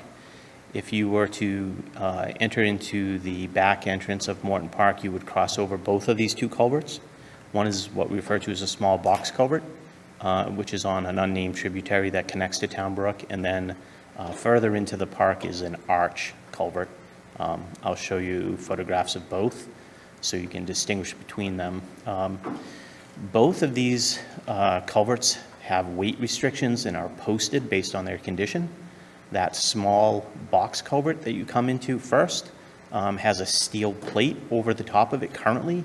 The steel plate is to ensure that vehicles are allowed to then go over that culvert, otherwise it would be closed.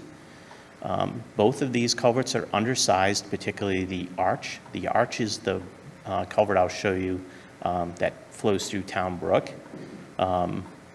And again, that has a flume box structure on the immediate downstream that I'll also show you. Both of those are significantly undersized based on rainfall and precipitation events that we now get.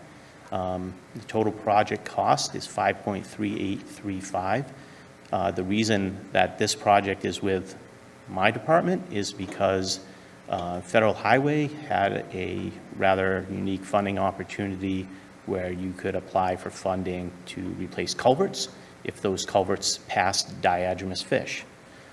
So that's why we were involved in trying to seek the funding to offset the cost of the town for replacing these 2 structures.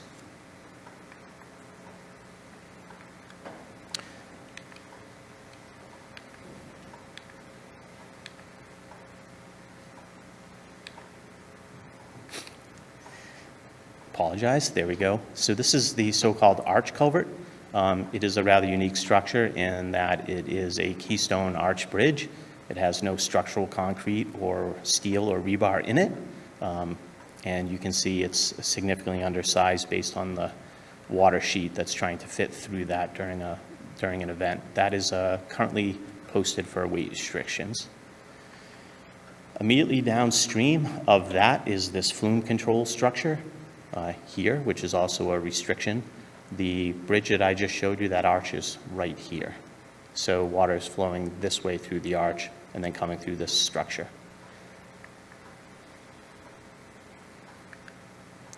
This is the small box culvert that I referred to that has the steel plate on it. It connects some cranberry bogs over through this unnamed tributary and eventually connects. So in the summertime, when Morton Park is open, the visitors in the main entrance to the park in the summer months are over this structure and the one that I just showed you.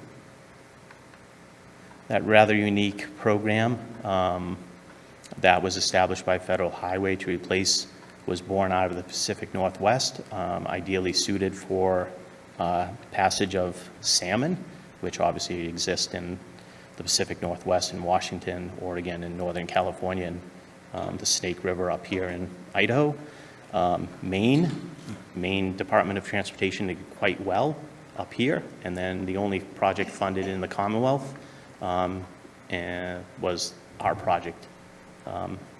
So we received $2 million for that to offset the costs for the arch culvert, which is the one that does pass diatomous fish, and that's the reason why this project is in our department. With that, if you have any questions, I will try to answer them. Okay, can you go back to the first slide you had? So are we to figure that it's 3.3 million that you're asking for? Is it 3.8 or 5.8 minus the 2 million? As you know, we have to appropriate that full amount and then be reimbursed. So the total project cost after the reimbursement would be 3.3835. So total project cost is the 5.3. That's what we're asking. When we're done, we'll be reimbursed the $2 million. Okay, so you're asking for 5.3, and then we'll get 2 million back at some That point? is correct. Okay, all right. Any questions for Mr. Gould on this? Mr. Malaguti, you can start us off, and then I'll go to Mr. Howard. Actually, this will be for Lynn. Sorry, Lynn, for having you come up constantly. So for Article 3, this is the last part of it. It's basically a $12.1 million borrowing that's being asked for. So with the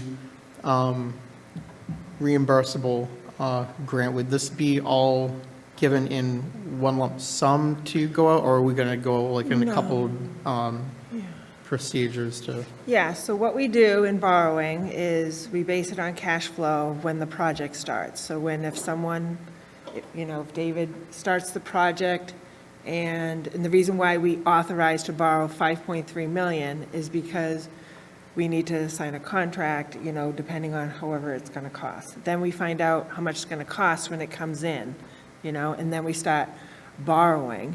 In the meantime, he is submitting for reimbursement on that project, and we're receiving, reimbursement. So we would never borrow $5.3 million. We're only going to borrow whatever the town share is, and it would be over the course of that project. Okay. Thank you. Okay, and we're going to go to Mr. Howard, then over to Mr. Snyder and to Ms. Butler. Two questions. With the uncertainty of the federal budgets, would we go forward with this project if we were uncertain of the 2 million? So that would have to be a decision the town would need to make whether or not they want to replace these two structures. If the 2 million isn't awarded, then the only other option at that point would be for the town to pay the complete cost. Thank you. Second question. So if we decide, if the town decides not to fund this project, could we close that back entrance to Morton Park? Or would we need to close, and could we close that entrance? So right now, that small culvert has the steel plate over it.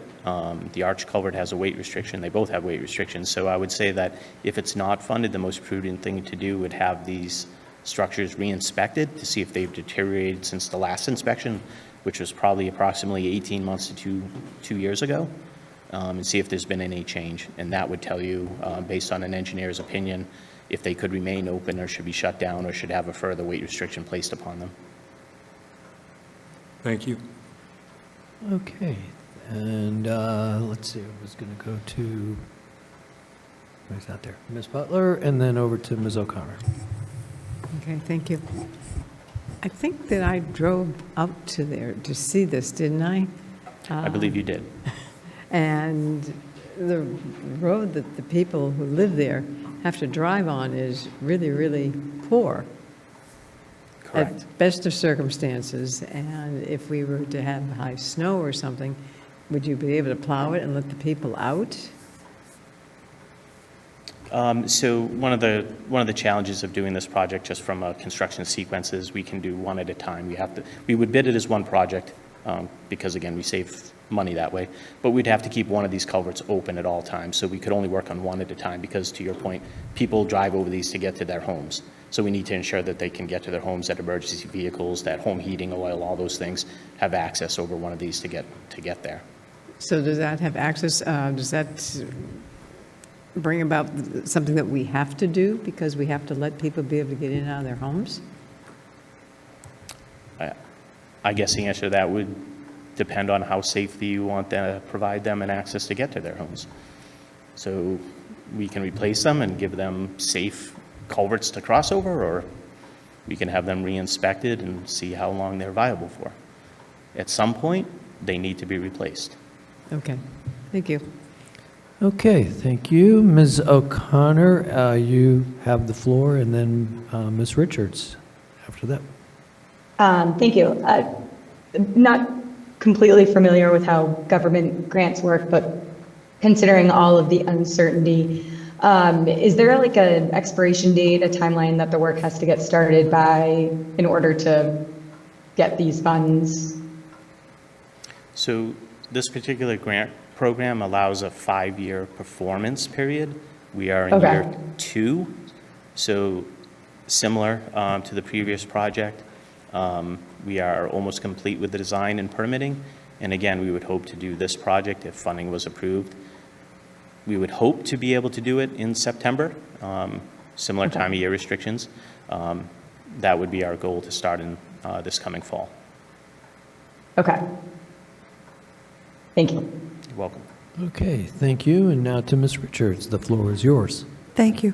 Is there another source of income that we can go to with a different department, roads, DPW? Would they be able to chip in some of their money from their road budget to assist in, I'm just looking at different pots of money instead of just Sure. I one think you might be giant, you know. referring to Chapter 90 monies. I mean, I would assume that they have, they have money in their road improvement budget. So I've been involved in, I think, 7 culvert replacements, and those have all been funded 50 to 75% with state and federal funds with approximately 25% match. This one's a little bit more because we're doing 2 at once. But those typically haven't had funding because we're trying to bring in other pots of money so that Chapter 90 money can go towards paving of roads and sidewalks and those kind of things. So at this point, there is no Chapter 90 money allocated towards this project. Is it eligible? I believe it would be, but it's not allocated at this point in time for it. Okay, thank you. Any other questions for Mr. Gould? All right. Mr. Malaguti, would you please motion to approve, to recommend that town meeting approve Article 3B2 Morton Park culverts? So moved. Thank you. And Ms. Tompkins, could you please second that motion? Seconded. Thank you. So we have a first from Mr. Malaguti, a second from Ms. Tompkins. Do we have any further discussion on Article B2, or excuse me, item B2? Hearing and seeing none, we will go to the vote. Ms. Butler, how do you vote on item B2, Article 3? Yes. Thank you. Mr. Dunn? Yes. Mr. Green? Yes. Mr. Howard? Yes. Mr. Lally? Yes. Mr. Lawler? Yes. Mr. Malaguti? Yes. Ms. O'Connor? Yes. Mr. Bizzarro? Yes. Ms. Richards? Yes. Mr. Snyder? Yes. Ms. Tompkins? Yes. Mr. Trudell? Yes. And the Advisory and Finance Committee recommends that town meeting approve Article 3, Item B2 by a vote of 13 in favor, 0 opposed, and 0 abstentions. Thank you, Mr. Gould, for your answering a lot of our questions. Welcome. Thank you. What's that? We've just gotten started.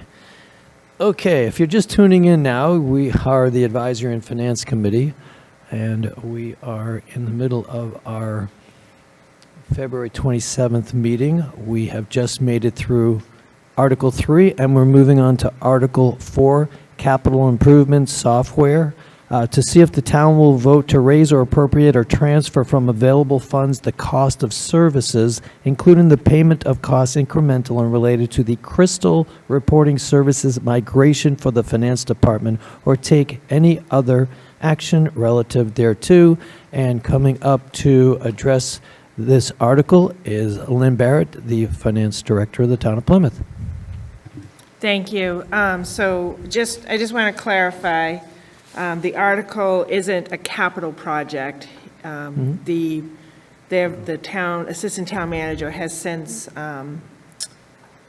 changed the description that he added to the top of that article that's in the warrant. So now it says purchase of services, Crystal Report. So we're just requesting a sum of money to perform.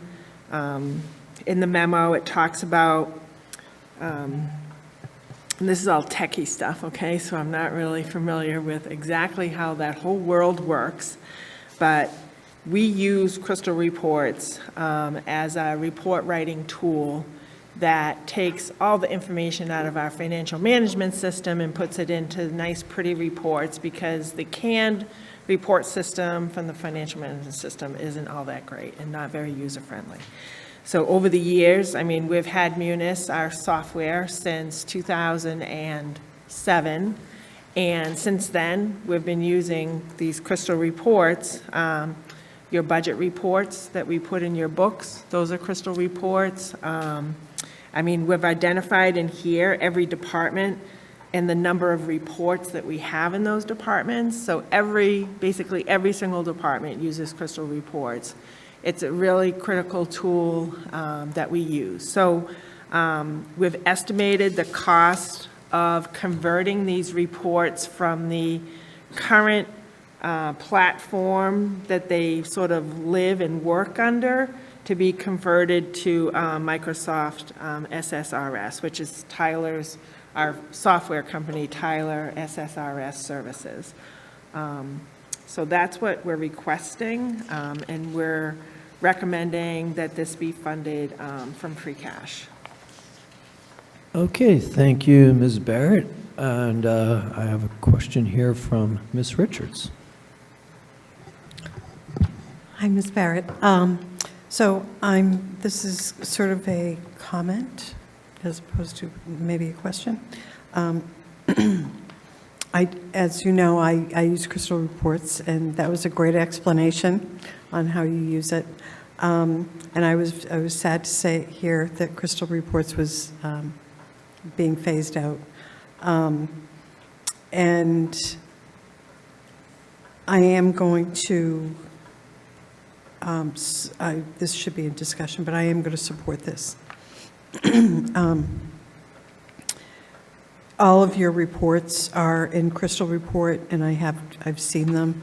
And for them to migrate, and that's what it is, it's a software migration.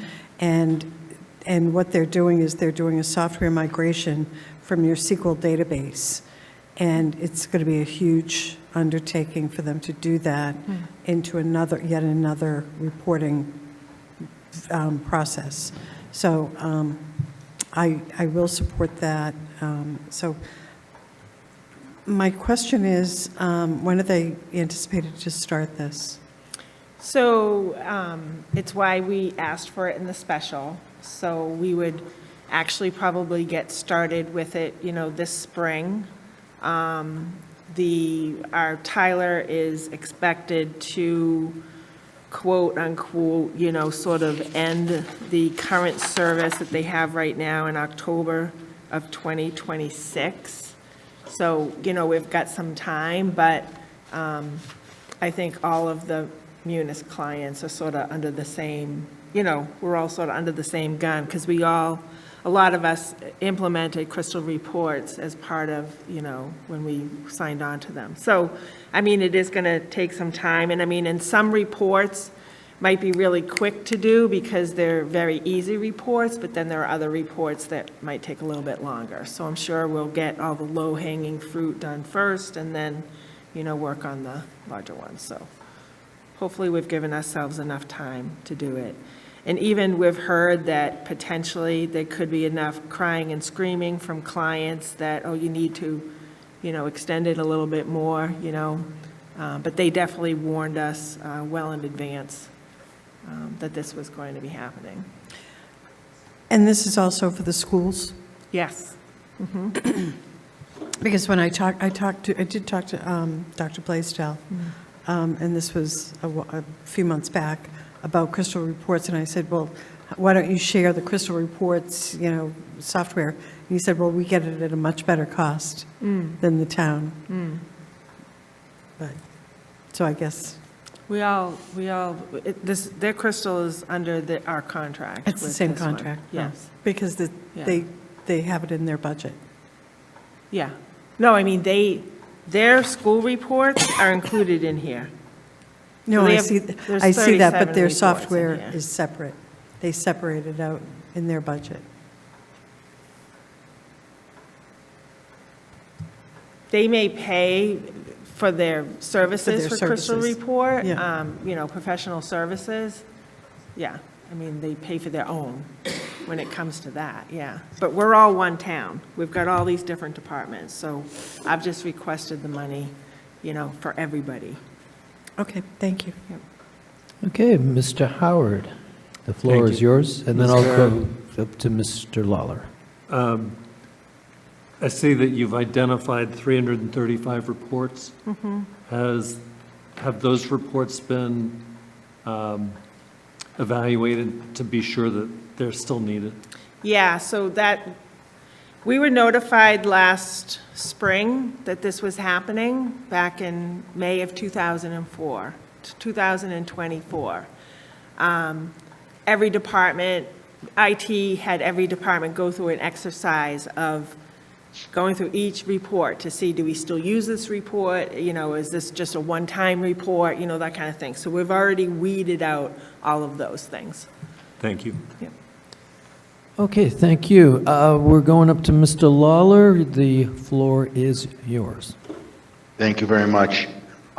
Just for my understanding, Lynn, is when you switch over to the Microsoft platform from the SAP platform, are you still going to be using the Crystal Report format itself? So you know what I'm saying? Will Crystal Reports still exist, but they're going to exist under a different operating system, correct? Is that what it is? Maybe Ms. Richards can also help on that one. I can. So Crystal Reports is it's a program that creates reports. So say you decided to go with an Excel program to print out reports. Crystal Reports is kind of similar to that. If you decided to go with a database like Access that also writes reports, then you have Access reports that are designed however way you want it. So Crystal Reports actually takes data and writes it in a way that you want it to be written. So Understood. Understood. Yeah. Understood. Is it just moving from one operating system to the other? Is that what, but the Crystal Reports will still exist? So it's my understanding they have to be written in the SQL Server Reporting Services, which is the SSRS. But the reports themselves will look the same, feel the same. They'll actually be Crystal Reports, but under a different kernel. No. No, It's this- the it's this- reports will look different, but they'll produce the same data. Yeah, Okay, thank you. we're going to make Thank it you. look as simple as possible. Okay. All right. No further questions for Ms. Barrett. And let's see, who haven't I called on in a while? Mr. Lawler, how would you like to make a motion to approve Article 4? Motion to approve. All right, now I'm going to go a step down to Ms. O'Connor. And would you like to second that motion, please? Seconded. Excellent. So we have a first from Mr. Lawler, a second from Ms. O'Connor to recommend that town meeting approve Article 4. Is there further discussion? Hearing and seeing none, we will go to the vote. Ms. Butler, how do you vote on Article 4? Yes. Mr. Dunn? Yes. Mr. Green? Yes. Mr. Howard? Yes. Mr. Lally? Yes. Mr. Lawler? Yes. Mr. Malaguti? Yes. Ms. O'Connor? Yes. Mr. Pizarro? Yes. Ms. Richards? Yes. Mr. Snyder? Yes. Ms. Tompkins? Yes. Mr. Trudell? Yes. The Advisory and Finance Committee recommends that town meeting approve Article 4 by a unanimous vote of 13 in favor, 0 opposed, and 0 abstentions. And we move on to Article 6. which is the General Purpose Stabilization Fund. Will the town vote to raise and appropriate or transfer from available funds a sum of money to the General Purpose Stabilization Fund as authorized by the provisions of Mass General Laws, Chapter 40, Subchapter 5B, as amended, or take any other action relative thereto? And we'll go to Ms. Barrett. Yeah, so this is an article that we've been trying to, in accordance with our financial management policies, we recommend that we have at least 5% of our operating budget in our general purpose stabilization fund. So for fiscal '25, our operating budget is $302 million. Therefore, 5% of that would be about $15.1 million.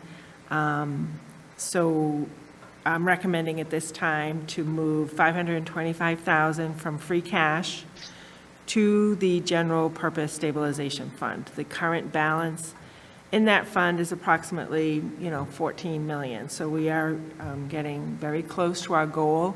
And as I said earlier, it is a fund that, because of our strong financial management policies, when Moody's and S&P, look at the town, they look at that very favorably. Okay, thank you for that. We have questions for Ms. Barrett, and I see your digital hand. Mr. Green, the floor is yours. Thank you, Mr. Chair. Just a question for Ms. Barrett, from my understanding. Does this fund balance continue to roll over? So the 14 million has been accumulated from other free cash transfers that we've done in the past, minus anything we've used out of this?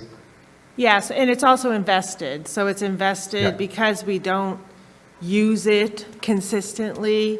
It's part of our investment policy where we do invest it in, some, equities, bonds, money markets, CDs, like a variety of investment mechanisms to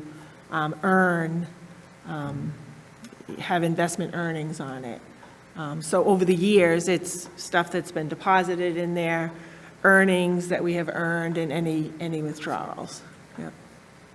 Great, thank you. Okay, Ms. Richards, the floor is yours. When is the last time that we've withdrawn any money from there? And what was it for? So I'd have to go back and look. So I've been here for 17 years, and we have taken money out of it. So I just don't know what year it was and how much it was. But it's been a while. Okay. Do you know what it was for? Mr. Malaguti, the floor is yours. Thank you. For the amount that's being... Actually, okay. I just remembered. So when COVID happened, okay, and the meals tax tanked, okay, and we had a $1.7 million payment on this building that came out of that meals tax fund.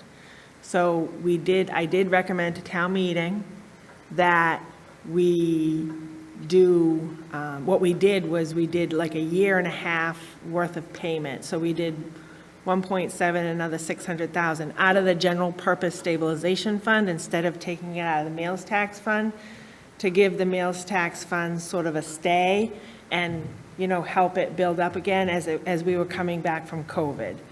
And then after we did that, we actually did go back to town meeting and recommend, not last year, but the year before, to replace that money out of free cash that we had taken out of the general stabilization fund. So that was a time that we did that. Thank you very Yep. much. Okay, and we're going to go to Mr. Malaguti. The floor is now yours. Thank you. So the amount that's being recommended, the 525,000, is there a formula that you use for how much of free cash you're putting into it per year? Yeah, so what we did was, so we have a policy, a free cash policy that,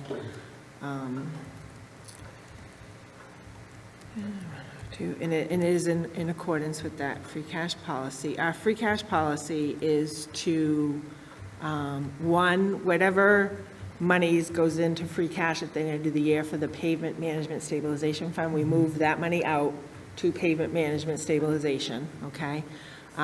We have a policy of reserving a cushion of 10% of our free cash, a cushion. Don't use it, let it carry over into fund balance, because you don't want to spend it down to zero. And then our policy is the commitment to do 5% of our, to put, get to that goal of 5%. So last year we did 500,000. This year's recommendation is 525. So in my policy, in the thing, I'm incrementing it by $25,000 a year, basically, to get us to that level. So I think like within, just a few years that we're going to get to that 5% level by just creeping it up just a little bit. Thank you. So basically, give or take the finances of the town over the next 3 years, through interest and supplementing with free cash, probably within 2 to 4 years. Yeah. Basically, And reach the 5%. and we also use the free cash for our capital, so we would look at the whole thing, each year we sort of look at it, in total and see how we can address each of those areas of the policy. Okay, and then the last part is, because obviously once we reach the 5, we're not going to stop putting money into it, but it'll be less, so maybe within 3 years, it'll probably be like 200,000 I'll go in there instead of the 500,000, so it will decrease it, but we're still going to put some in there so it keeps matching and growing. Yeah, 'cause before we usually- have the expenses well, for the next and fiscal year. it all depends on what we're earning. So if we're having good years where we're earning, we might not have to put anything in it because we've reached that 5% goal. That's the goal that we want to get at and sort of stay at that goal. Okay, thank you. Yep. Okay, any further questions for Ms. Barrett? Hearing and seeing none. Mr. Pizarro, would you like to make a motion to approve Article 6? So moved. And Mr. Trudell, would you please second that motion? I second the motion. We have a first motion on the table from Mr. Pizarro, a second from Mr. Trudell to approve Article 6. Is there any further discussion from the committee? Hearing and seeing none, we will go to the vote. Ms. Butler, how do you vote on Article 6? Yes. Mr. Dunn? Yes. Mr. Green? Yes. Mr. Howard? Yes. Mr. Lally? Yep. Mr. Lawler? Yes. Mr. Malaguti? Yes. Ms. O'Connor? Yes. Mr. Pizarro? Yes. Ms. Richards? Yes. Mr. Snyder? Yes. Ms. Tompkins? Yes. Mr. Trudell? Yes. And the Advisory and Finance Committee recommends town meeting approve Article 6 by a unanimous vote of 13 in favor, 0 opposed, and 0 abstentions. Thank you for that. Let's move on to Article 10, which is a treasurer collector certification stipend. Rather than read this entire thing, basically, the town is offering a treasurer collector who completes necessary training and receives a certification as a Massachusetts municipal treasurer or collector is entitled to receive an additional compensation in the amount of 10% of the annual salary, up to a maximum of $1,000 annually. Ms. Barrett. So this is a local option statute that we're requesting to adopt locally. Not only to, as I indicated in this memo, to reward the person who currently has that position, our treasurer collector, Ms. Patricia Meechan, the stipend, but it's also a tool for recruitment and retention. So if, this person were ever to leave or anything like that, then locally we would have that provision. Now, the treasurer, this training class and certification is a very rigorous program through the Massachusetts Treasurer Collectors Association in conjunction with the Massachusetts Department of Revenue. So it's a lengthy training program, both on the treasurer side and the collector side. So the maximum would be the $1,000, no matter, if she receives the 2 certifications or has 1 certification. And you have to keep your certification, every couple of years, they have to go back to the training class and, sort of get recertified or to keep their certification. So we're looking at it as sort of a long-term benefit for that particular position, and it's really a very important position for the town. Excellent. And we have Ms. Meekum here with us on the Zoom call. And so if we approve this, we know who's going to be buying drinks tonight. So do we have any questions for Ms. Barrett? Yes, Ms. Richards, the floor is yours.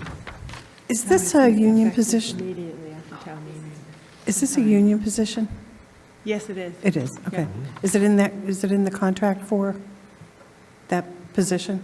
I'm just curious. This is not, this is The a local certification. option. No, this is a local, in their job description, it is a preferred to be certified. Do you know what I mean? In Yep. recruiting someone, Yep. there's a preference to be certified, but it's not a requirement. Okay. I would just suggest it goes in the contract too, just to memorialize that. Yeah, you tried negotiating that into a contract here in Plymouth. I do. Especially with the supervisory. Okay, thank you. Okay, Mr. Snyder, I That's see why your we're digital. doing this. Mr. Snyder, I see your digital hand. The floor is yours. Yes, thank you, Mr. Chairman. I'm just wondering if the previous treasurer collector was granted this provision. I'm sorry, what was the question? Was the previous treasurer granted this, this program? Is this a new, this is a new program for the town? This local option is not a new local option. It's existed in Mass General laws for a number of years now. The previous treasurer collector was in that position for, I believe, maybe 4 years, and did not get certified. So it just didn't come up during that time frame. Okay, that answered my question because I was wondering if the previous person was certified, so she wasn't. Okay, thank you. Okay, great question. And any other questions for Ms. Barrett? Okay, great. Mr. Dunn, would you please make a motion to approve Article 10? So moved. Thank you, and I'm going right above you to Mr. Lawler. Would you please second that motion? I second it. Okay, great. We have a first, a motion from Mr. Dunn, a second from Mr. Lawler. On Article 10, do we have any internal discussion with our committee? Mr. Snyder, your hand is still up. Nope. Okay, your hand is down. Hearing and seeing no further discussion, we will go to the vote. Ms. Butler, how do you vote on Article 10? Yes. Mr. Dunn? Yes, I'm like 1,000 tonight. I can't do anything. Mr. Green? Yes. Mr. Howard? Yes. Mr. Lally? Yes. Mr. Lawler? Yes. Mr. Malaguti? Yes. Ms. O'Connor?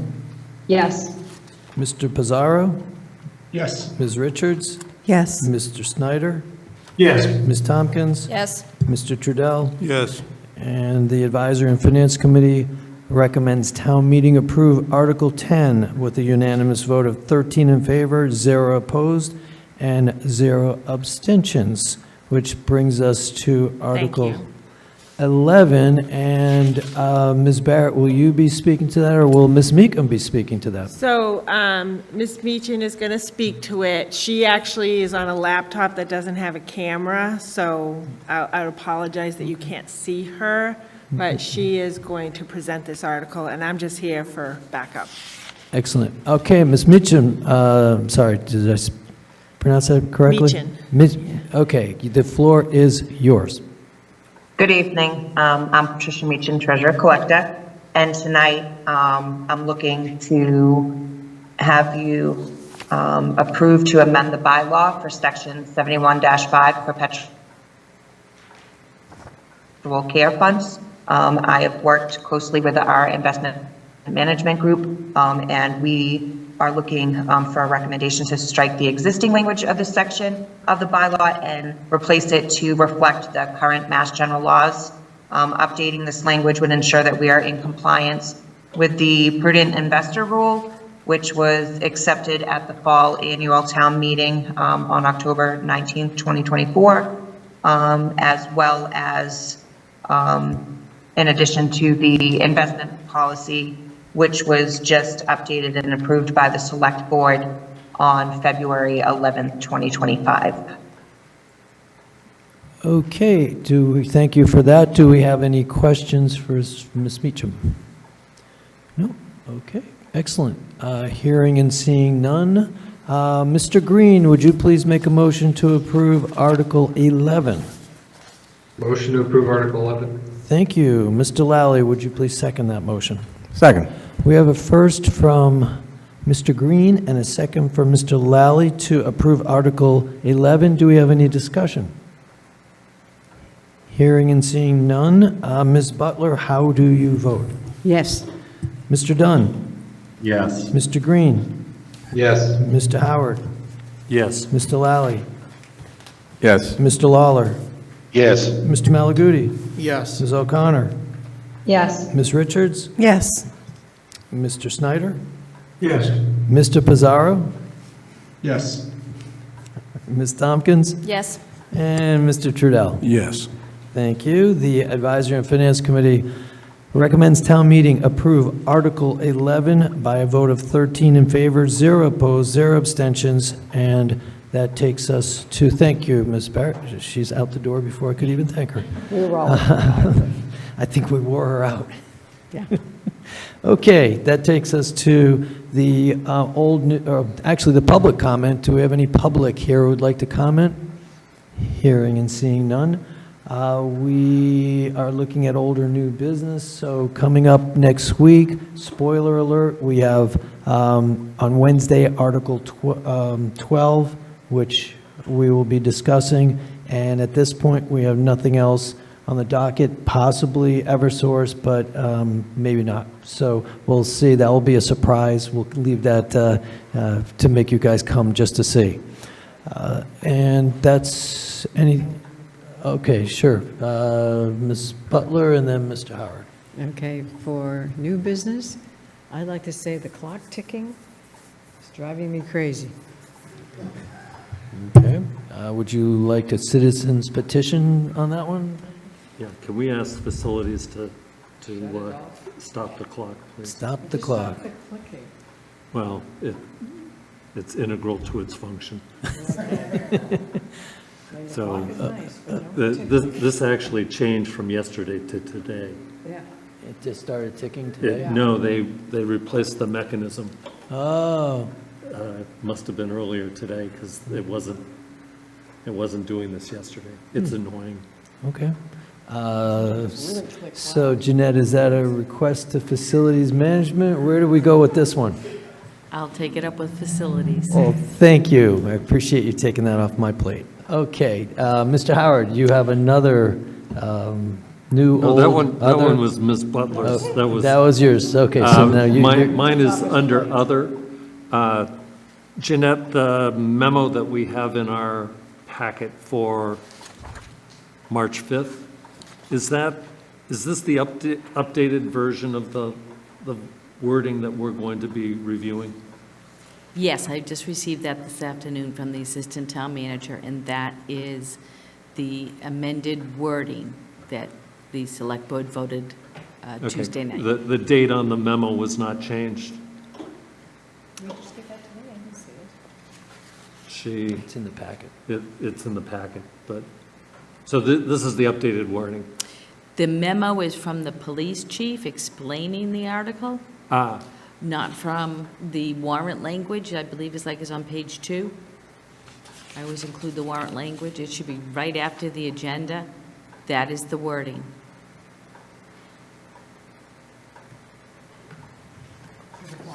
Now I can hear it. Now that you made me aware of it, now I won't be able to tune it out, guys. Jeanette, I didn't hear it thank you until very now. much. I appreciate your, thank you. Oh, Lord. Okay.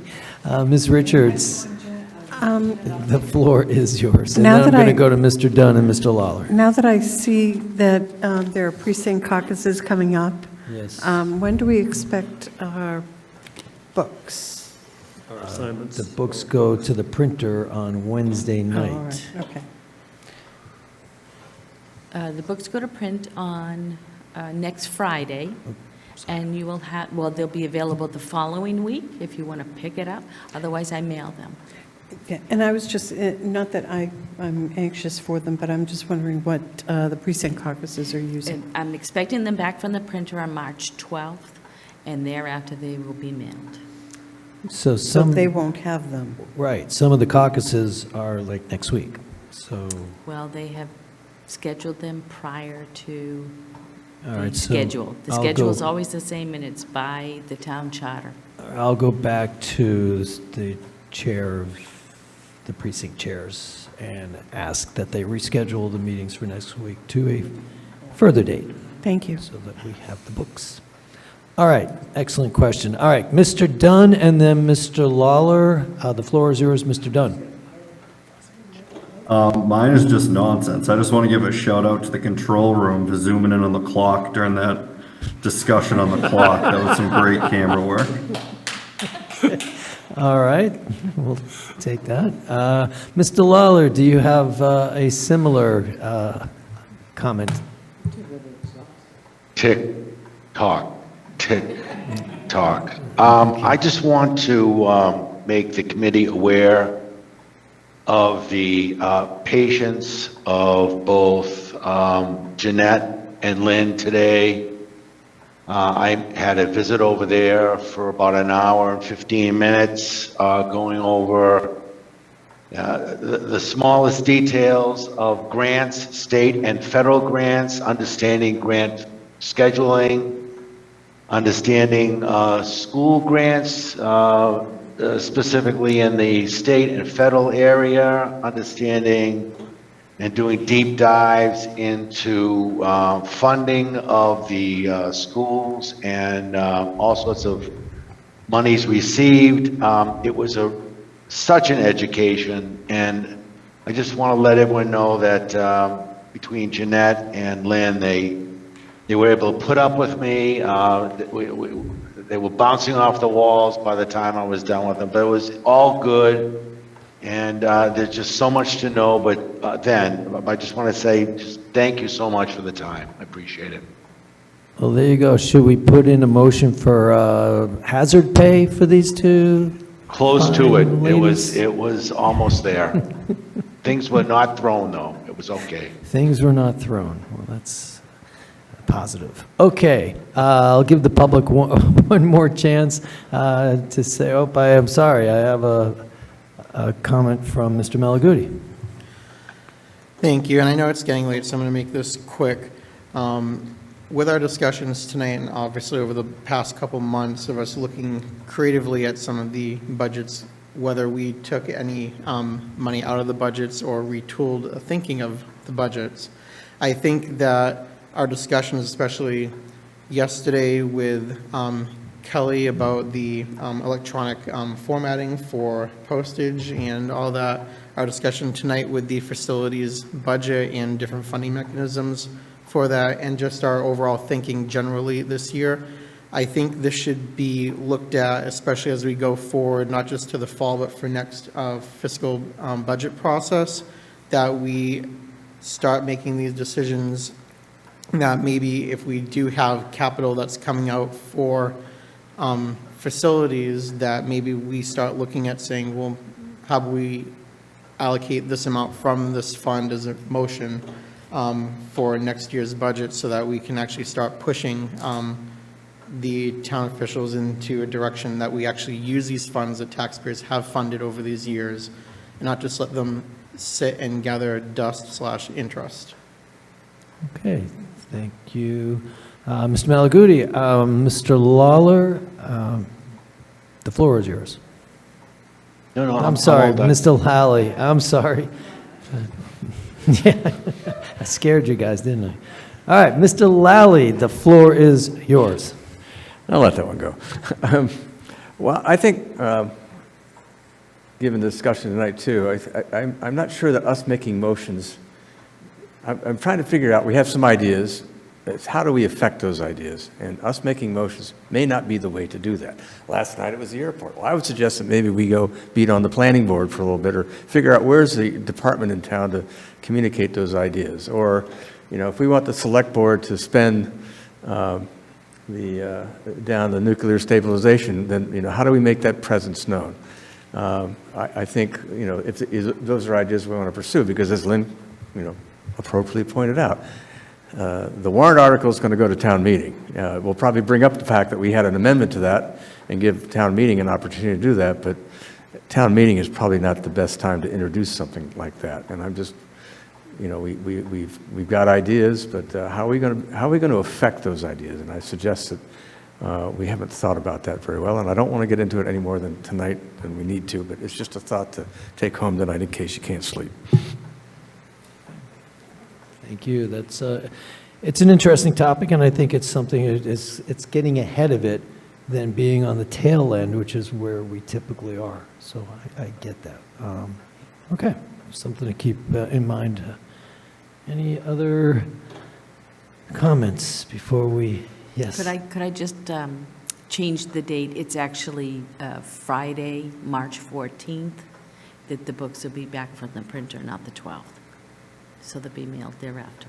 March 14th, the books will be back. And will it be available digitally? It was last year. Yes. Once it goes to the printer and it's approved and it's set to print, then I post it. Perfect. Excellent. Okay, so all that's left is a motion to adjourn. Ms. Butler, how about a motion to adjourn? Love to. Thank you. Ms. O'Connor, how about a Seconded. second? Thank you. We have a motion to adjourn. Any discussion? Okay. How do you vote, Ms. Butler? Yes. Mr. Dunn? Yes. Mr. Green? Yes. Mr. Howard? Yes. Mr. Lally? Yep. Mr. Lawler? Yes. Mr. Malaguti? Yes. Ms. O'Connor? Yes. Mr. Bizzarro? Yes. Ms. Richards? Yes. Mr. Snyder? I was going to the airport at 1:15 a.m. I was hoping we'd continue till then, but I'll vote yes. So you want to push this to 10 o'clock, huh? Okay, there's a yes. Ms. Tompkins? Yes. Mr. Trudell? Yes. And we have a unanimous vote to adjourn, and we are adjourning at 9:37. Thank you so much.